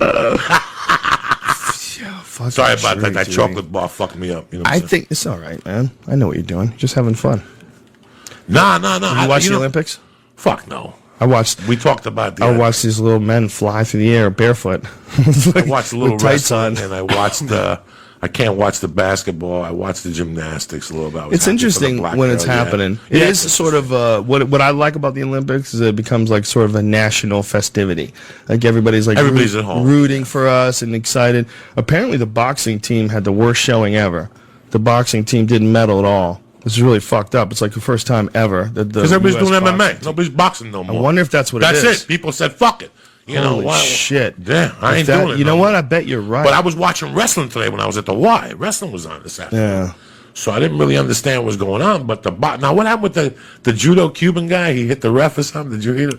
A Cuban guy? Yeah, a Taekwondo guy somebody- kicked the ref in the face. Right. Are you Somebody's- serious? Yeah. I saw this know if basketball that was game where recent, somebody just like he seriously just ran into the guy and pretty much almost punched the Really? guy's ball out of. Yeah, there's a lot of people getting fucking uptight. I mean, you think about the pressure involved in being in the Olympics. You represent your whole country and flying through the air. And just trying to land perfect. And that all your life has been built up for this moment, to practice all for this one moment. Just hurling yourself through the air, flipping. Hey, Joe Rogan, it's got to be a great fucking feeling. It's got to be insane. It's got to be a great feeling to win a medal. It just got to be a great feeling to just be able to go to the Olympics. Fuck it. And just to win a silver, whatever the fuck you Do you win, think know? you could drop Michael Phelps off in the middle of the ocean and he would find a way to get to the shore? Yeah, Do you think? How long do you think it would take that guy to drown? 3 days. How many days? No. 7 days? Yeah, I think he could do 2 days. No. 2 days I think swimming. a pool He's a and the super ocean, athlete, two man. different things. He's a super athlete, and it's salt He'd water. probably just float a Yeah, lot. but The ocean's got a little ocean's two buoyancy. different things, brother. Yeah. When you swim in the pool, when you Could swim you in the ocean, imagine if you get dropped off, okay? To your right in 1 mile is an island. To your left in 2,000 miles is the shore. And where do you go? Do you go left? Do you go right? Could you imagine? And you're like, Island. fuck, I don't know which way to go. But you don't know where the island is. You don't know. You're in the middle. All you see. You could get in a spot in the water where all you see is water. Right. Yeah, And that's could you fucked up. imagine that decision? Go left or go right? How do you trust your instincts? How do you not second guess yourself? Do you tune yourself into true north? How do you know where the fucking land is? think about those fucking Cubans, bro. Oh, yeah. That build the shit, and they tell them that you have, and they have systems. Like there's people that have done it and have failed and gone back, and these guys are like the people who come over and help you. Like this is what you got to do. You got to go down. You got to leave it when the tide is high. Yeah. You know, you just don't get in the fucking ocean and swim. They have like a whole process. You have to go when the tide is high. You have to bring Isn't that a water. Blondie song? When the Tide is high and I'm walking on. I wanna be your number one. Number one. So think about that. You know, that's why when you always said to me, Nick Diaz swims to whatever the fuck, Alcatraz, Alcatraz, man. I gotta tell you, that's one of the roughest waters. That's one of Yeah. the coldest waters. Yeah. One of the most shark-infested waters. Yep. Because you could be in a pool and it's 60 degrees, right? But once you jump in the fucking ocean, I don't know how cold the ocean is. 30 maybe? It's cold as I don't fuck. fucking know. It's not 30 because then it would be ice. But I But know it's, that it fucking makes you slow down. yeah. It does something to your joints and to your muscles. So, Contracts your it's lungs, a too. complete, yeah. Oh, When you please. get in cold water, it's really hard to breathe. It was, you know that dude who's a WWE star, the Miz? Do you know who he is? No. I think he was on like Real World or something like that, one of those shows. But then he was a pro wrestler, and he came on Fear Factor once. And I'm telling you, man, we had a lot of people on Fear Factor, but this motherfucker was the most fit guy we ever had on Fear Factor, period. Like, no doubt. He would do, like, hundreds of those bodyweight squats, and he was a wrestler. And, like, the dude was, like, in serious, serious condition. In cold water. It was fucking freezing out in cold water. This motherfucker jumped into a tank and did all this shit and moved all this for 2 minutes and 20 seconds. Everybody else had to go up for air and go back down, go up for air and go back down. This dude just went and just jumped in and did the whole fuck while it's freezing cold That dude water. never smoked a joint in his life. You know? He's eating wheatgrass and running hills. Let me tell you something. When I drowned at the Y that time, that's how I almost drowned, because that's what got me. What? I was Drowned drowned at the Y. What Well, happened? fucking 7 years ago. I for the longest yard, bro. What? I You didn't never know told this. us I this. fucking tell the bit on stage. That's You a never true told story, me, bro. You never told me. You know, when I was embarrassed and I went to the Y one day and I asked the guy to train me, and I got on the treadmill, I could only do 3 minutes. Wow. And he sat me down. He goes, "Dog, A, you got to quit smoking, and B, you got to lose weight. You can't." He goes, "You're going to hurt your joints if you walk on the treadmill." He goes, "Go in the pool." I'm like, "You're a genius. The pool's nothing." So I would go early and go in the training pool, which is 90 degrees. Right. The water, you're in the water. Oh, you could, when you go in 90-degree water, you got to look at you. You're doing back shit. You're flipping underwater. Right. You're like fucking Splash. You're throwing side kicks. You're throwing punches like Muhammad Ali. But one day I went, and it was fucking in the afternoon. So I had to go into the Olympic pool. You got to go sign your name. And I thought, I've been swimming for 2 weeks. I could do this. I got this. That's what I went. Right. I had swam in Boulder in the master swimming program, so I thought it just took a couple of weeks to get the shit back to you. I didn't know, bro. I signed up and I jumped in the middle lane at the YMCA in the Olympic pool. That water's like fucking 42 or whatever it is. As soon as I hit Joe Rogan, everything just froze. And my fat little legs were moving. But I wasn't moving. I was just spinning around in circles. Because I think once the water gets cold, it's even harder to maneuver in there. Oh yeah. Something. Really It was, hard. and I hadn't done it in a while. Listen, in Well, Boulder. your body freezes up. Listen, bro, in Boulder, and I'm the witness to this. In Boulder, she does that class outside year round. What class? The master swimming program is done outside. Oh wow. So when you get there on your bicycle, they shovel. Oh yeah. So you run from the. So that's the pool's outside. I still got to change inside in Boulder. Right. Those crazy fucking wasps walk from that hut to the pool in the snow. They just part the fucking snow. You know that. And they make a path from And the house. the pool's to heated? the pool is heated. So But- they just climb in the pool. But That the sounds pool's awesome. The pool's not that heated, not jacuzzi. This is Boulder. This is Jane. This lady was crazy. It is, even if the water is heated, still It's still- fucking, when oh, your head gets wet and then you pop your head out and it's 10 degrees outside, even if the water's 90 degrees, it still sucks a You dick. see that fucking steam Yeah. coming off that water. Yeah. But I jump into this Y and I go into the middle and I'm trying to get out of there, Joe. And these two Mexican kids like, "Mister, can we help you?" And I'm like, "Fuck yeah." So they try to pull me out and they can't pull me out. So they go, "We'll get you. We'll save you." And they go, and all of a sudden they brought a hoist in. So a hoist is what they put in the middle of the thing. They wanted me to swim back into the middle. I was going to go in there with my fat little orca body, and they were going to pull me out like they pulled orca. That's a hoist, right? Right. And I'm like, "Dog, I'm drowning here. I can't go back to the middle." And all of a sudden they pressed. They called the ambulance.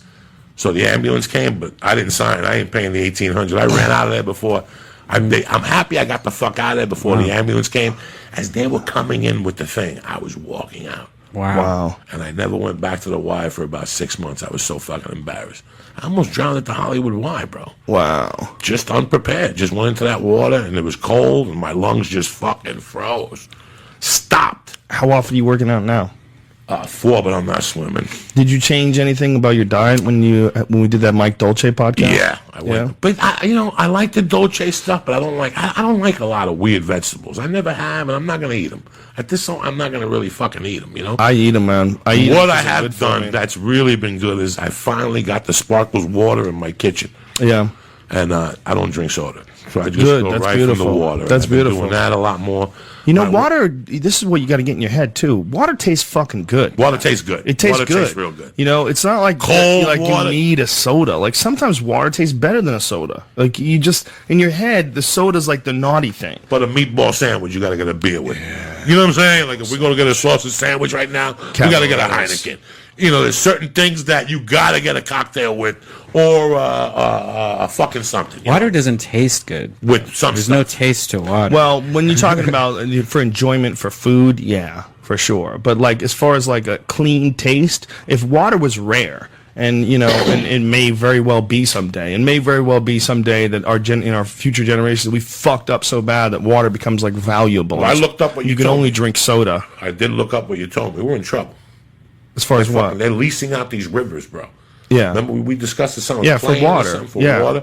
I think they leased out, I don't know how many fucking rivers in 2000 For bottled waters. For bottled water. Yeah, well, it's so funny if you think about water, because new water hasn't been made for millions of years. Yeah, so right. like we're fucking drinking water that Jesus pooped out at one point. The water just gets recycled and stuff like that. It actually comes here in asteroids too. It comes here in comets.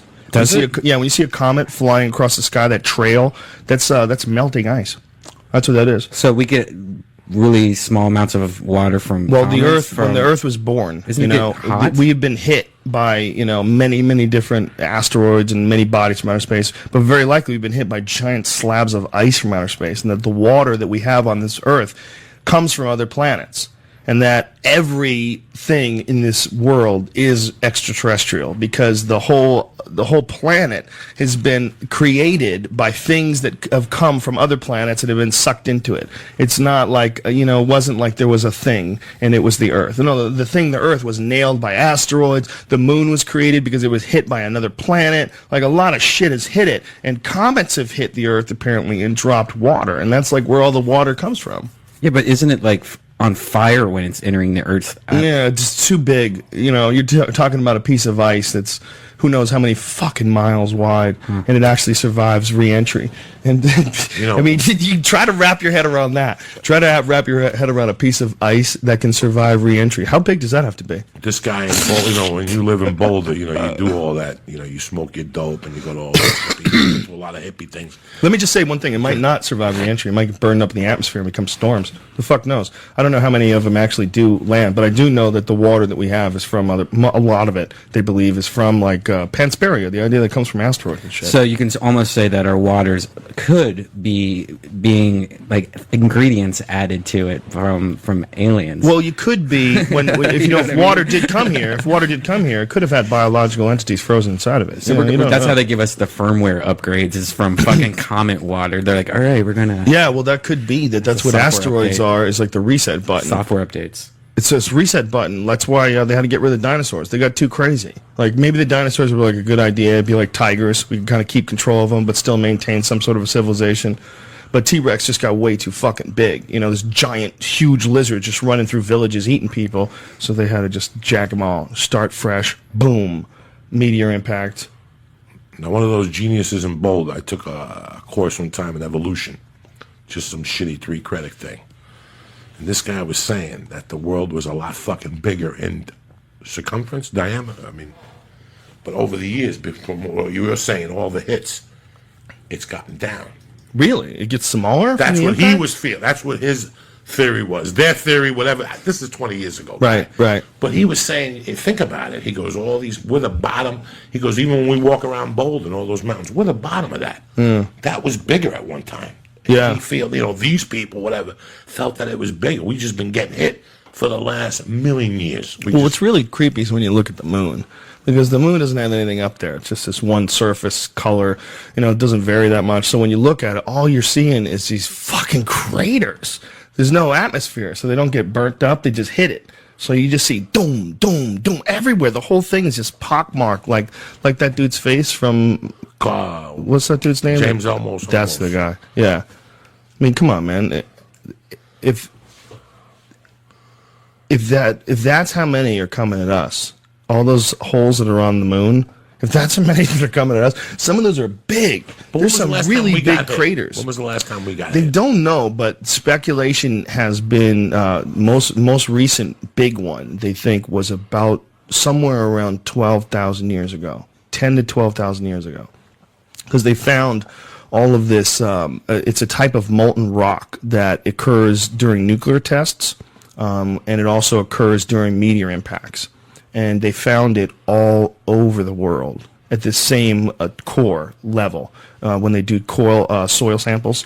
Then they go down to between 10 and 12,000 years, I believe it is, somewhere in that range. That's where they keep finding it all over the earth. And that's also significantly when the end of the ice age sort of is. Like, it's sort of coinciding with the same time, like, 10,000 years ago. That's when people were, making their way across here from Russia and the Bering Strait. That's when there's the whole ice age of 10,000 years ago ended abruptly, and a lot of animals died in mass extinction events, like woolly mammoths, saber-toothed tigers, died in mass graves. And the speculation is that was the last big meteor shower, and that somewhere around 10 to 12,000 years ago, most of civilization got fucked sideways. So we started all over again. A lot of people started all over again. And that explains a lot of things. It explains a lot of ancient buildings that nobody knows how the fuck they built them. It's most likely that we had gotten a very high level of sophistication. I say we, they, the people, in a bunch of different shit, but we went in a totally different path once we rebuilt. And then our path when we rebuilt was a little bit more lost and became more technological in nature. But you can't deny the shit that they built. Just the stuff they built in Greece.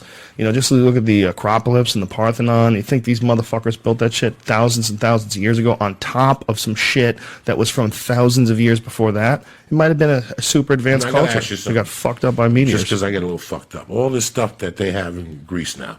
Was this also part of Greek mythology, like Medusa? Like when I watch Clash of the Titans, I'm just asking you guys, when the fuck was Clash? Not this shit they came out with, the original, with Mark Hamill, whatever that motherfucker's name is. The original Clash of the Titans. What when it was is, all that around? I think if I had to guess what the Greek gods were all about, I would have to guess you have to have, first of all, some sort of an explanation for storms, and we don't have to deal with too much fucking weather here in sunny California. We're getting pretty soft because of that. But if you live on the East Coast and you've been anywhere near a hurricane, you know how goddamn terrifying Mother Nature can be. And if you're living in Greece, I'm assuming they get some sort of storms. I'm assuming that their leaders would have to have some sort of an explanation for what the fuck is going on. And I think it's a form of expression in creativity. They figured out a way to create Thor and Zeus and create this whole mythology behind it. And it was probably just to calm everybody the fuck down and keep everybody together. They probably had to have some sort of an explanation. What is the lightning? What is this? Oh, okay. It's a guy named Thor. He's the god of thunder. Okay? He's up there, and he's shooting lightning bolts down. He's actually in a fight with his brother, who's a dick. His brother's name is Loki. And Loki wants to run shit, and he's an asshole. All right, so what about Gladiator? And then there's Zeus. When was that shit? Wasn't that when Zeus was around? Odin, and then there's Odin. Gladiator? Was that when Zeus was around? Yeah, I don't know. I'm fucking asking. That's not even the same country. That's Rome. Okay. That's the Roman gladiators. Like, what Cameron, Greek mythology. Yeah, what's his face? The actor. Yeah, dude. so he... that was his last great movie, right? That was the best one he ever did. Yeah. That was the best. Yeah, that was iconic. Yeah. That's like, that puts him in the list of all... What the fuck is his name? Russell Crowe. That puts him in the list of all-time greatest movie stars. Yeah. There's a handful, 5 or 10 dudes, he's right in there. No, that was a great fucking movie. It was amazing. I loved him in that movie. Loved him. You know what else he was great in? That cigarette movie. The Insider. Yes, he was great. That guy can really abandon himself into a part. He's one of those few dudes that can really abandon himself. Pacino was in that too, right? The Insider, yes. Pacino. Yeah, was he? Pacino plays the reporter from 60 Minutes. That's right. And his boss was Glenn, whatever. He's fucking good. Yeah, I still appreciate the fuck out of a great movie like that. But it's hard to find a good one. It's hard to find them like that, you ever go back and watch like a movie from the 70s when they were really like art pieces, like they had big art pieces. Like Le Mans. Did you ever see Le Mans? Steve McQueen? Yeah. I watched that recently. Le Mans is fucking crazy. I mean, nobody even talks for the first like 15 minutes of that movie. It's a bunch of shit happening where you watch this guy living his life.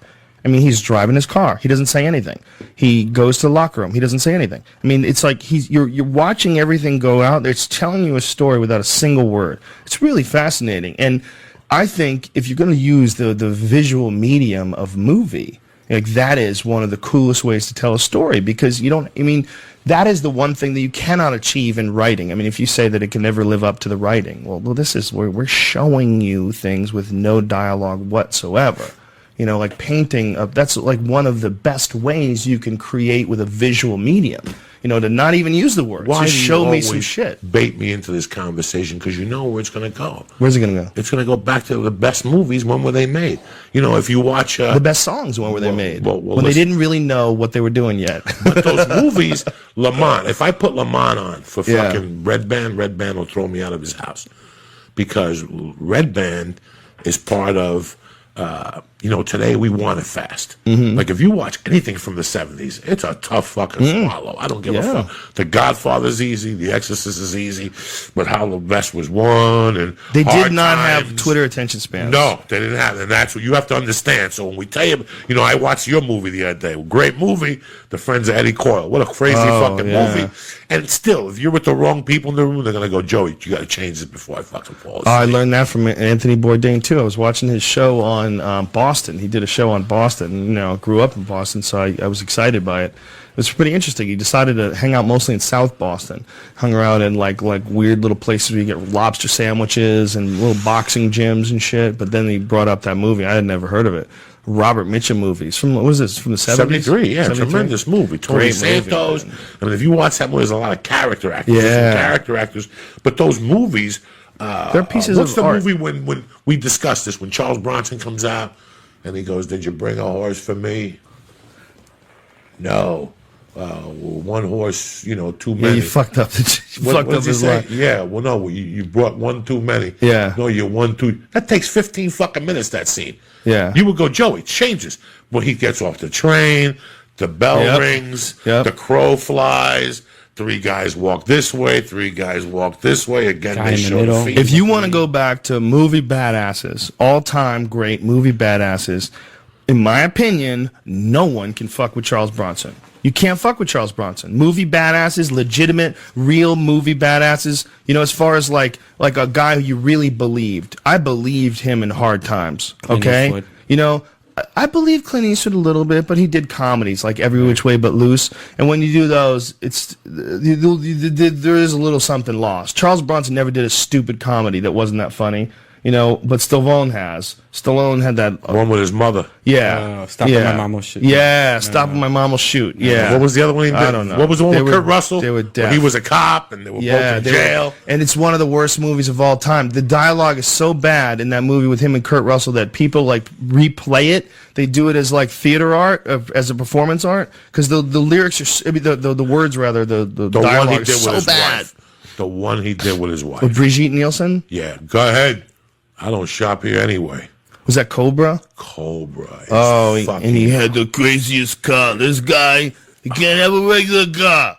I want him to have the oldest car you can get. It's got to have glass. Yo, my it's gun got to has be an laser. old car. He had this old shitbox car, and he's racing people that are in modern cars. Catching them. And come on, man. He made those good old movies. fucking torpedoes. When he made good movies when he was young. Fist was good. The Pope, Yeah. the son, the Lords of Flatbush. Yeah, that was his With first. That was his With, first. Movie. Henry Winkler How was in that, much for wasn't the it? ring? Let me go outside, ladies. Let me talk to this Yeah. guy. He talked to the guy. What was the one when he was the fighter? Not Rocky. There was Well, another look at one. Stallone.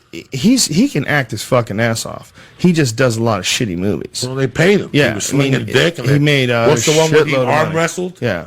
Oh, I don't remember that one. That remember Yeah. because his One kid over the top. Was that over the top? Yeah. What was the one when he went to jail and he broke himself out with the car? Him and the kid from King of Queens. They had the car. kid from King. Yeah, the Italian kid that used to hang out with Kevin James in that. There's a skinny kid in that. Go look it up. He did a movie that came out. I was in the halfway house, 91, 92. What's the guy's name? I don't know, but Stallone did a movie where he goes to jail, and in there they work on a car. Okay. Remember, they worked on a car, and the car was fast, and it brought him back. And please, look it up because I'm not going to make it home. car brought me back. Go ahead, please. What am I going to look up? What did you just say? IMDb, What did you even just say? A movie, just go to fucking Sylvester Stallone and look at 1990 and see what movie came out, and you can see everything we're talking about. Here, you put on my glasses. I can't do this. I can't. I do want this. to know don't what care this enough. fucking movie is. I don't care enough to get specific. If you think that movie you think is bad, the one with karate, with the kid, the bouncer, you got to watch this one. Roadhouse? Yeah, this Roadhouse is amazing. This is in Don't say Roadhouse. Roadhouse is bad. This is Roadhouse is not bad. Roadhouse is so bad, it's good. That's why Roadhouse is so bad. Roadhouse is my favorite hotel movie. If I'm flipping through the channels, out of respect, if Roadhouse comes on, I keep it on. If I'm just flipping through the channels and any other movie comes on, I'll see what else is on. I'll keep changing. Listen, Machete Roadhouse. is the worst movie that you leave on because it's so bad. When he takes the wire, when he takes the guy's intestines and he flies out the door. First of all, why would you watch that? Because I'm high and I can't find the remote in the hotel room. And I got a lot of friends that are Mexican, so I got to watch Maybe the Lockup. tried to- Lock up. Thank you. He works on the car, and then the warden tells him, if you fix the car, I'm going to shut your parole off. So he has to beat up the warden. It's like the longest ride for cars. Yeah, trust me. Ari and I tried to watch the new Sherlock Holmes movie. And we were like, what the fuck is this? What did they do? What did they do? Did they just put this together in a week? It was like so clunky. Like the plot was clunky. The dialogue was like Sherlock so Holmes is one of those characters that was cool if it was a book, back in the old days. But now it's like, hey, do you want to see a movie with the Hardy Boys? No, you know what it is, man? They fucked up. The other guy? Robert Downey Jr. They got it right the first one. I thought the first Sherlock Holmes movie was good, but the latest one was like, what are you doing? It's like a parody. It was not good. That new movie with Arnold Schwarzenegger, Bruce Willis, Sylvester Stallone. The Expendables? It's going to be awesome. You think so? Of course it is. God, it looks so If you want to go see that kind of movie, it's going to be awesome. It looks horrible. I never saw the first one. Well, you got to know what that is. That's like a chimp driving a muscle car. It's just crazy to watch. Like, I saw the preview and Arnold Schwarzenegger goes, I'm back. And I'm like, are you kidding me? He's really fucking... Of course, he'll say that, man. If you're in the theater and he gets out there and he locks and loads... And he goes, I'm back. You go, yes! Especially if you were 14, you were living in Ohio still. Think about that. If you were 14, you were back in Ohio, would you not go crazy for this movie? No, that'd be like, who the fuck is Arnold Schwarzenegger? I don't give a shit about this dude anymore. Oh, he's in that shitty movie I saw on HBO that one time. No, like kids, like if you watch Terminator right now, you're like, who cares? I got Transformers. No, I'm just saying, like kids, like 13-year-olds. Terminator is good. Arnold Schwarzenegger. We think it's good, but kids that will not think that's good. I watched Superman the other day, and I watched Batman with Return the Batman or whatever, the one with Michelle Pfeiffer and Danny DeVito as the Joker. How bad was it? That was horrible. Almost awful to watch. Was that Michael Douglas? Michael Douglas. Michael Keaton. I used to think in my head, no, Michael Keaton was the best Batman. I like Michael Keaton. I watched that shit. No. It was the biggest pile of shit ever. I can't believe I ever thought that movie was good. Then I watched Superman. I was like, this is the dumbest, cheesiest fucking movie ever. Didn't they put Richard Pryor in Superman 2? One of them, three or four. Three, I think it was. But Superman 2, like here, like a part was Richard Pryor. Like right. This one girl, like Lois Lane, like he pushed over the edge or something like that, and then he jumped over the edge, and then he went and got her. But then he's like, they didn't explain, like he was Clark Kent, or what's his name? Character Clark Kent, right? He was Clark Kent when he jumped off, when like he supposedly like changed his clothes while he was falling, and then put his clothes somewhere, and then like grabbed her. Like, it was like so many dumb things like that. Well, Superman is supposed to be able to move faster than the speed of light, so he could do that, Brian. I know, but it was really horribly done. Well, I'm sure green screen flying over, yeah. and you're just sitting there like, this is so fake. I'm out of this movie because your guys are obviously not flying right now. It was that bad. So, anyways, you see a 13-year-old kid watch that movie. He's never going to get into that. Yeah, well, the one thing the kids get today, though, that they never got before is you get a history of cinema, like in a full form. Like, they get to see a vast difference between, like, King Kong from the 1930s and a movie of today. I mean, it's amazing. If you're a kid today and you watch, like, old movies, it's got to be a real mind fuck. Like, how stupid were people that they thought that was cool? We've seen it a little bit, because I remember when I was a kid, growing up, I was really into special effects from monster movies and Harryhausen. I think that's the guy's Harry. What is that his name? Whatever the guy's name was. That was the animation dude who did like King Kong, and Rick Baker. He did all the shit for. He did American Werewolf in London, and like really cool like special effects type shit. And I remember thinking like it's amazing, like from the 1930s to the 1980s. Like, look at how much better they've gotten, through the 1970s. I remember thinking that, like, wow, they were terrible back in those King Kong days.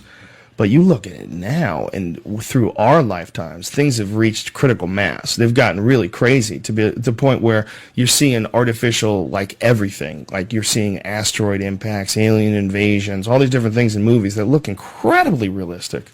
I mean, incredibly realistic, like, undiscernible. Like, you don't know what's fake and what's real.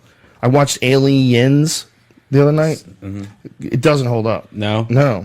It's a Sigourney good Weaver? movie. The suspense still holds up, but there's a scene where the fucking spaceship is flying through the clouds, and it looks so bad. It looks like a Saturday Night Live episode. It looks like Toonces the cat is driving the spaceship. Oh, I miss Toonces. It didn't even look remotely real. I was like, this is so fucking. It just so takes me out of this movie. Like, it's so clunky. You know, the other night I went to do comedy and I got home, and as I walk in the fucking door, I sit down to see who's on Letterman and who's on Leno. It's the first thing I do. And I scrolled on HBO and it's Mr. Majestic. That's when they break Charles Bronson's watermelons. So I have a friend that's a big Charles Bronson fan. And I call him. I go, bro, it's 12:30 here in California. I was gonna go to bed, but I guess not. Mr. Majestic's on. He's asleep. He goes, dog, what the fuck? He goes, that's my favorite. Charles Bronson's gonna be killing white people now. Call me in the morning. He just hangs up on me. I timed it. He started beating up white people at the 16-minute mark. He's classic. The first thing he did is he hit some dude in the dick with a shotgun. Hit his buddy, and then the guy was playing music on a speaker, and he shot the fucking speaker to get the Mexicans off the thing. I fell asleep. It was too fucking slow. Again, that was one of those movies that was great in 1980. You had to watch it. But you watch it now, and it's funny because when I first moved to Colorado in Aspen, they only had KSPN 12, one station, and it was just getting started. They played that movie 3 times a week. Wow. It was a 6 o'clock movie, so I watched it. I was broke, so I would watch it every night. So I know that movie front and back. It's just, you're right. Just Hard Times alone. Hard Times, Death Wish. The Mechanic. There's a couple movies he made, that story I heard about when they did The Magnificent Seven, and they all got together and they said, listen, dog, we can't let this fucking Yul Brynner steal our fucking heat. We're Americans. This guy's the fucking, what movie did he make? The King and I? Yeah. And they were like, are you kidding me? Where's Yul Brynner from? Yul Brynner's like from some other country. Is he? So this was an American movie, and it was, Steve McQueen, James Colburn, Charles Bronson, and they're like, let's torture this motherfucker. So they would torture him, they would fucking abuse him, call him up from the Formosa, and try to wake him up in the middle of the night. We're coming to get you and hang up on him and shit. Really? Yeah, man. They got together and they're like, dog, there's no way this motherfucker's going to come over here and steal this movie from us. So they were fucking with him? Really? Where'd you read this? I heard it. I heard them talking about it on TV. They were telling a biography one time. Wow. They didn't. George C. Scott insinuated it. George C. Scott went over and he's like, dog, you guys going to let some foreigners steal your movie? Fuck this motherfucker up. George C. Scott George did C. that? Scott, he was the lit. He was in The Hustler, right? Wasn't George C. Scott in The Hustler? No, he's in the one about cards with Steve McQueen, the Cincinnati kid. Look up The Hustler. I think he is. Yeah, he always played in those heavy movies. Yeah, he was, man. No, he was always a heavy in those. I'm pretty sure. Yes. Because he was Yes, he was always a heavy in those fucking Paul Newman, movies. Jackie Gleason. Because he was in he was a friend of mine's like brother-in-law or something like that. Have you seen the trailer for the new Superman movie called Man of Steel? There's a new Superman movie? Yeah, it comes out in 2013. Come on, for real? What's his name? Russell Crowe. The guy that was in Gladiator plays Superman's dad, and it's... See, that's Come a faux on, pas. man. You can't beat fucking Marlon Brando as Superbad's. yeah. Superman. That's the one. That's the good part. And I'll tell you who else was really good as Superman.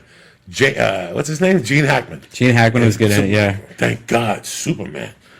Yeah, he played Burt Gordon. George C. Scott played Burt Gordon. George C. Scott Of course he is in did. The Hustler. Sure, he played a heavy in all. You owe me money! Yeah, he's always a fucking heavy. Bro. Yeah, he was great in that movie. You know That's what he another was- movie, The Hustler. 19, what is it? I think it was 63 or some shit like that.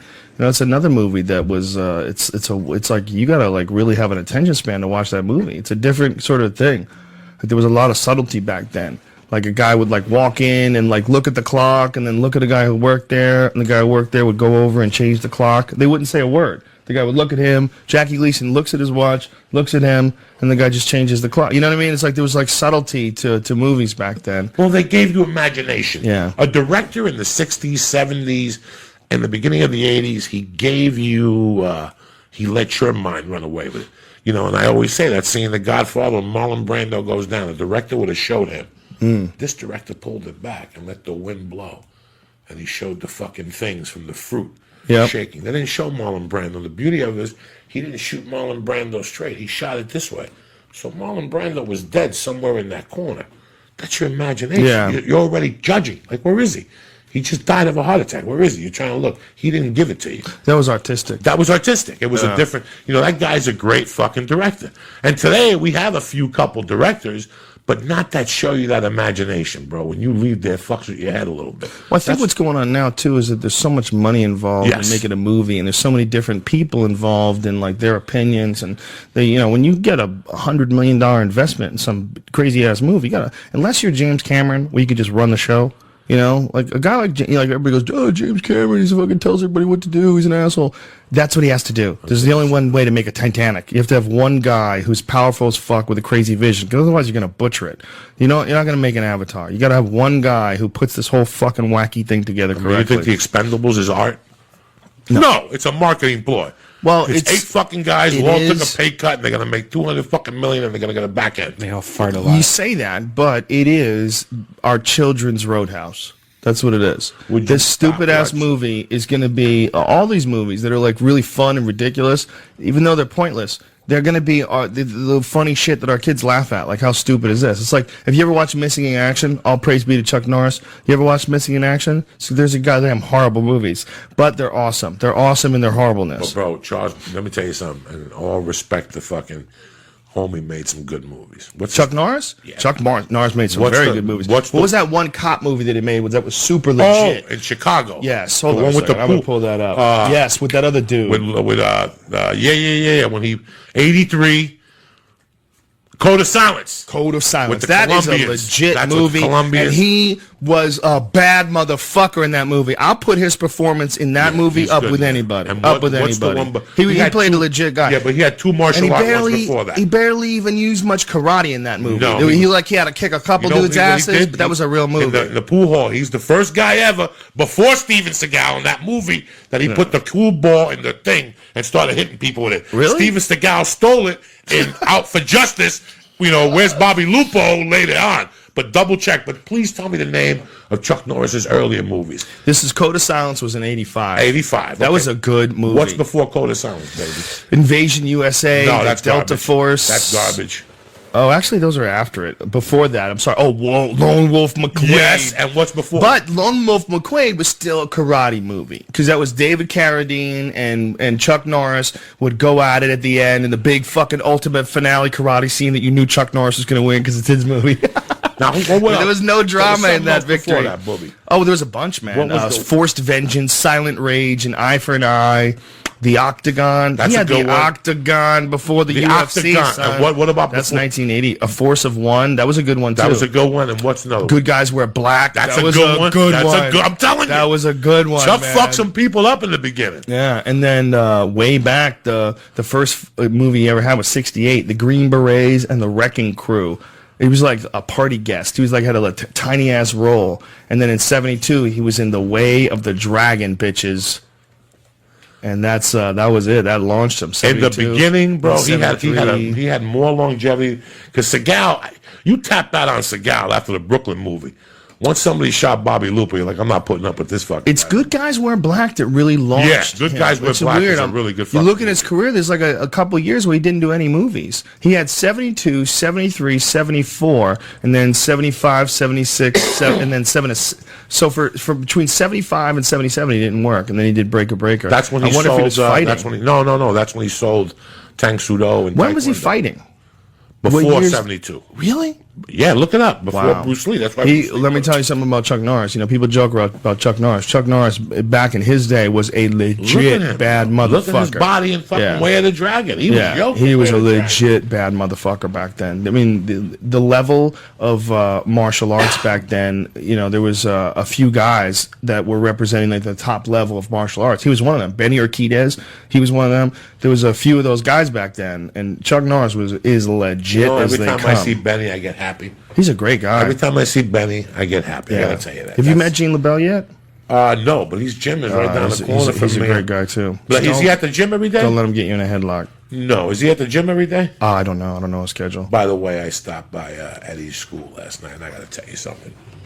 Ronda Rousey's very fucking strong. Oh, she's a beast, man. She's very fucking strong. She'll tap a dude. I was watching her.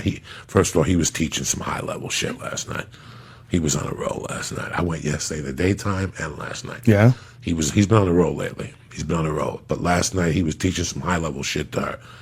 And when she packs that foot over, damn. Oh, she has powerful legs, She's a man. powerful lady. She I love has a her. great She's- arm bar, yeah, too. Her she's arm a- bars are nasty, man. She's a strong woman, guys. She gets a hold of your arm. She knows. She doesn't just know how to get an arm bar. She knows how to correct as you're correcting. So she knows to anticipate. Like here, for instance, like this is the way to get a person an arm bar. You got to extend their arm like that. So if you think that someone's going to try to arm bar you, the first thing you do is turn your hand this way. And the reason why you turn your hand this way is because then you straighten it out. You force it like to do what they want. They want to straighten your arm out. So you turn it like that and then go like this. So that when they pull on the arm, it's going to go with the joint. It's going to bend. And then that's their job to try to turn it back around. She's a master at adjusting that arm bar, like making sure that once she locks a hold of that arm, she rolls with them, she flips them. She's like, if you watch her fight with Misha Tate, or if you watch a lot of her victories, when one of the girls, she dislocated her arm and the girl said she didn't tap and her arm was jacked. She jacks everybody's arms. And she's just a master at adjusting. As soon as she locks that thing up, first of all, the speed that she locks it up is nasty as fuck. Her technique is pinpoint. Everything's perfect, and she's a master at adjusting. So once she grabs a hold of that arm, you start flopping around, but she knows where you're going to go. You know why? Because she puts arm bars on people every fucking day of the week. So she knows exactly what to do. There's certain positions that when you get used to, you know how a guy can get out of them. You know the defense. Like if you first learn a rear naked choke and you've never choked a guy before, you know, a guy gets a hand on the chin and he turns, and next thing you know, he's out and you don't even know what happened. But if you get good at it, you know what a guy can do to get out. And so you stop all that shit from happening. Anticipate it. You anticipate it. And the more you roll, the more mat time you get, the more reps you get, the more time you spend actually choking people, the better you get at that. There's just no way around it. Well, Ronda has got to that point, that master point. You know, there's a point that someone gets to with certain moves. Like with Cody McKenzie, it's that crazy guillotine he gets people in. Right, yeah. With Ronda, it's that nutty armbar, man. And she's got a lot of other techniques, and her defense is good too, because Misha Tate is also a bad motherfucker. And Misha Tate got her back, and she got out of that. You know, it shows you that her defense is good as well. But who's Misha Tate fighting next? Let me see. I think Ronda's fighting Sarah Kaufman. So I love Misha Tate, man. I follow her on Twitter. I love women's fighting, man. I didn't used to love women's fighting. No. But Now it's to a different level. Yeah. Let's see. What does her should say? Next opponent. Hold on. I saw a great movie to watch last night while smoking shitloads of weed. It's the most trippiest, fucked up movie I've ever seen. It's called Funky Forest. Okay, hold on a second, because I want to answer that question. Her name is Julie Kedzie. That's who she's fighting. Misha Tate's fighting Julie Kedzie, and it's in Strike Force, and it's in August. They're fighting August 18th. Her boyfriend just fought in the UFC and won. Right. Now, Brian Misha's Caraway. but what's, I'm sorry, she's fighting also Ronda. Yeah, On that Ronda date, that same Rousey's night. fighting Sarah Kaufman. That same night. Is it the same night? Yeah, can you please check? I think it's August something. I don't think so. I think Ronda's fighting another time. So there's two different strike forces? Yeah, I think so. I'm not sure. I feel like Ronda's fight is next the next month, I believe. Let me check though. Ronda Rousey. So what happened, Ryan? You got high? There's a movie called Funky Forest, The First Contact, and it's a hilarious movie. And you It's got a baked Japanese movie. and saw this crazy movie? No, it's just a great movie to watch when you're super stoned or on mushrooms. If you go on Google or on YouTube, you could watch clips of it, and if I showed you it, you would fucking freak the fuck out. Oh, okay. It is August 18th. It's the same card. Yeah, okay. that's what I thought. I knew she was fighting soon. Unless they had That's two different crazy. fights. That means there's going to be two big women's fights on one card. I thought they would space it out. Space it out. No, That's what awesome. I thought too. Well, you know what, man? The reality is Ronda is such a badass that there's been a lot of attention on the women's MMA movement now, where there wasn't just a year or two ago when Gina Carano stopped fighting, when she stepped out.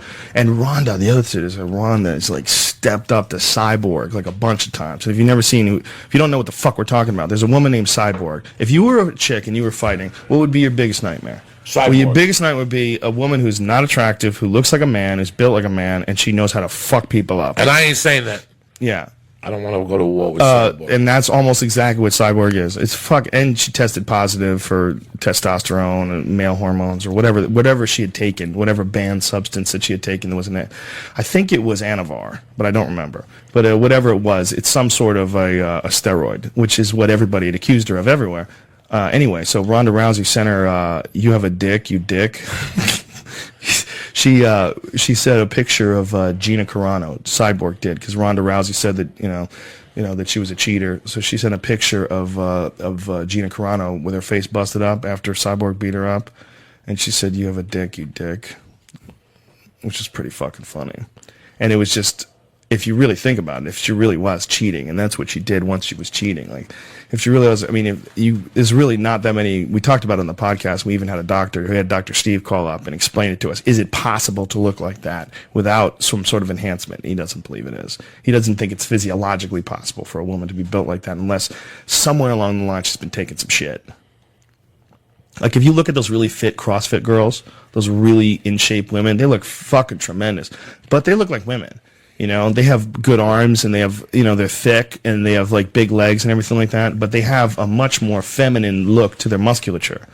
There's a certain level that some women have gotten, and, Cyborg's one of them. What's the joke you used to do about the fucking, Noah's Ark? It was a retarded boy. Oh, yeah. A retarded boy could look at a woman on steroids and tell you something ain't right there. Yeah. Okay, you could see it. As soon as you see the neck and the fucking jawline and her upper body was, she had traps. Yeah. She had traps, guys. Big ones. Okay? Yeah. So, I understand when a woman burns fat, her titties get smaller. Yeah. But it's harder for a woman to have muscle definition because they have an extra layer of fat and all that stuff. But you could see, I'm no endocrinologist, and I could tell that bitch did something. Yeah. She did a lot more than see a GNC shake and a fucking Weeder pill. You know what I'm saying? She did something. Well, she could have taken the shit that used to be legal at GNC. Like, she could have gotten on some Mag 10 or something like that. Was that stuff strong? Oh, yeah, it was ridiculous. GNC made that? They banned it. They used to have it. I took it. It's called Mag 10. I took it. You took it? Yeah. Did it work? Popular in Ohio. Did it work? It seemed like it. If you were lifting weights, you would notice. If you did it and lifted weights, I don't think I gained lifted a weights. lot I of think I weight used on to that take shit. it for other reasons. What other reasons would you have? I don't remember, but maybe I did take it when I was working out. I don't Just remember. wanted to be yoked.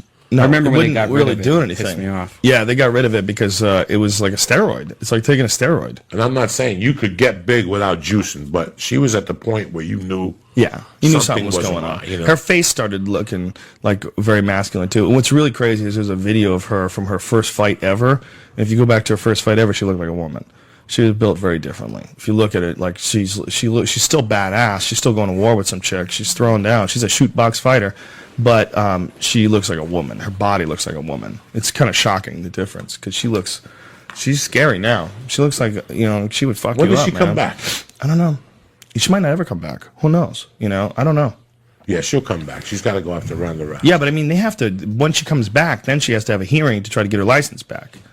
It's not as simple as you come back. Once you come back, once you do the suspension, you're good. I don't know if that's necessarily the truth. I'm not You sure. have to still subpoena the NACA. And Well, I get think whatever you it have is. to get licensed, because I think that, like Chael Sonnen, when they had to fight Anderson Silva, he had to get licensed in Nevada, and that was part of the thing. It wasn't just that Chael Sonnen had been banned for X amount of months. He also had to get licensed. So I don't know the whole process. I think there should be there's a difference between a woman doing performance enhancing drugs and a man doing them, in my opinion. When a woman starts introducing things that just don't exist in that level ever in her body, it's a different thing to that than a guy taking like testosterone replacement therapy to try to be like a young man again.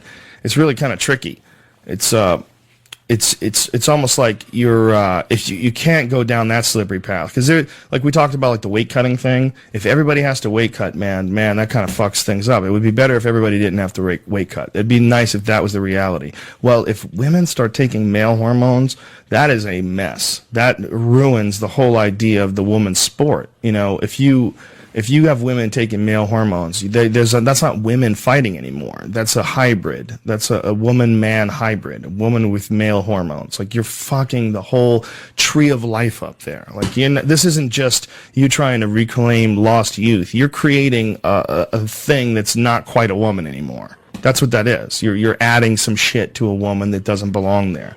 And I think that has to be taken very seriously. But you've seen those bodybuilders for years. Those women been doing it for it's so fucking years. sad. It's so sad, and that's what they have to do, right? Because that's what that sport demands. Because look, it's all about body dysmorphia at that point. When you're involved in bodybuilding, it's just like when you see a woman, you know, and no disrespect to anybody who has this, you know, your tits are too big and you're crazy, you know, like you just get like 1,000 cc's and they're like, I want to get another 200. Like, what are you doing? Stop it. Like, have you ever seen those videos on these people that can't stop getting bigger and bigger tit implants? They're crazy. That's how bodybuilders are. And they get this body dysmorphia and it's not about looking good. Like, if you go back to like the Frank Zane days, you know, you go back to like before steroids, you know, that guy was in tremendous shape and he was proportioned, and it was all about making your body, working hard to get your body in proportion.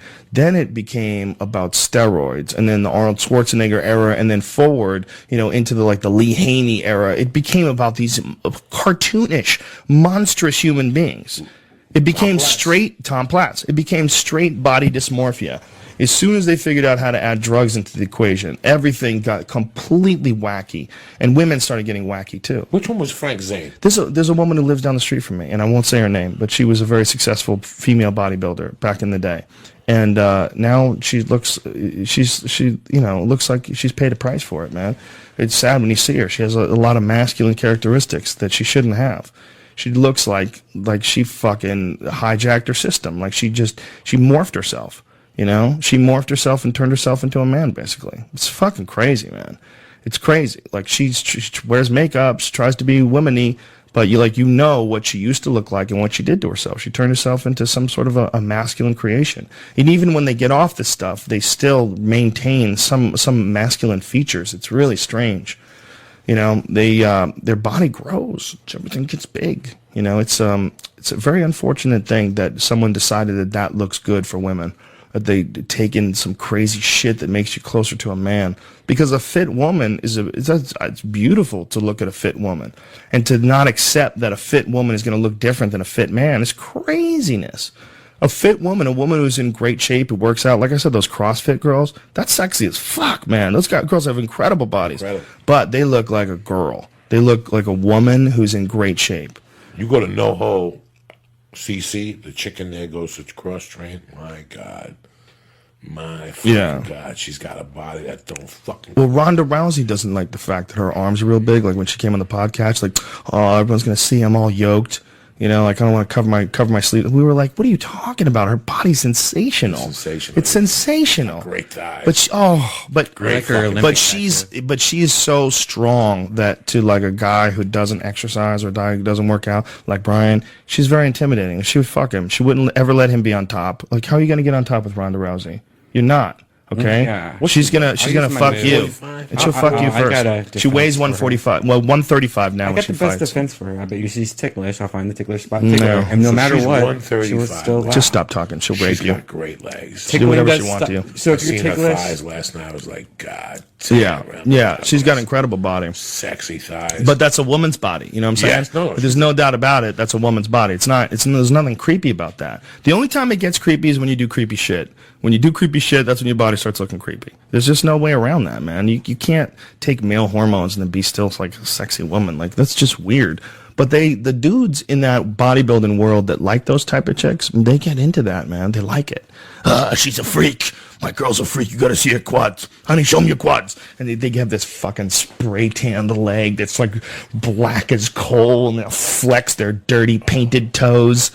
Ugh. And you'll see some striations in that thigh. They're like, what are you doing? Why is that there? Why do you have this? Why is there no fat on your leg? Why can't I see all the fucking ligaments and the with muscle fibers under there? Monkey shrinks. Like, I've always looked at them.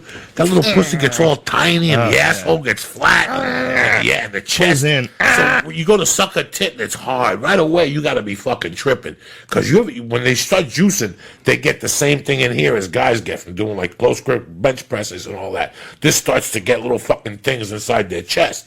That's disgusting on a woman. And all of a sudden they have little titties. But when I looked at them, like, I've been to one of those contests years ago. My buddy competed, so I went. And I was watching these chicks going, look at those, look at their bodies. Ugh. But at least could you save the monkey? Could you save the monkey? Because all that muscle they grow surrounds clits, bro. The monkey shrinks up, the clits, everything shrinks up. The clit grows, Joey. Oh, so Have the you ever clit gets seen? big? Oh, No, I it grows like never a fucking dick. bodybuilder chick, Oh, bro. dude, it grows like a dick. No, listen, I pulled a Yes. fucking chick's pants off, and she got one of those tight little hammers. I'm fucking out of there. Dog. I'm telling you, it grows You've like a seen it? dick. You've Yeah, I've seen seen it? it online. I've never seen it in real life. You've never seen it. No, in real life, I've never had. I dated this one girl who was a bodybuilder when I was like 20, and she was from New Hampshire. This bitch was loped out. I was 21 because I was doing comedy. She was like a fucking the Vienna first girl, sausage. first One of those girl clips. that I heard ever. about that, but I never seen it. I die, bro. This girl wasn't like that. She was natural. This is 1988, whatever it was. I don't think too many chicks were doing it that way. But she was just so fucking down. This girl was crazy. We had sex. She was on her period, and she sucked the blood off my dick. That's how crazy this bitch was. Good girl. I was like, yeah, but you're on your period. She just looked at me and started sucking it. I was like, whoa. God damn, that's a rare girl. You know, I might fucking faint. That's a Did she rare like? girl. Did she like lick the clots and everything off your dick, like the big black blood clots? There was no black blood clots, fortunately. It was just a lot of red, but she didn't give a fuck, dude. You know what's She crazy? just started When you fuck a sucking girl- it. She was down. When you fuck a girl in the muffler, and you put it in her fucking mouth, you know, after that, Who first invented that? you're like, am I happy she's my girlfriend or am I sad?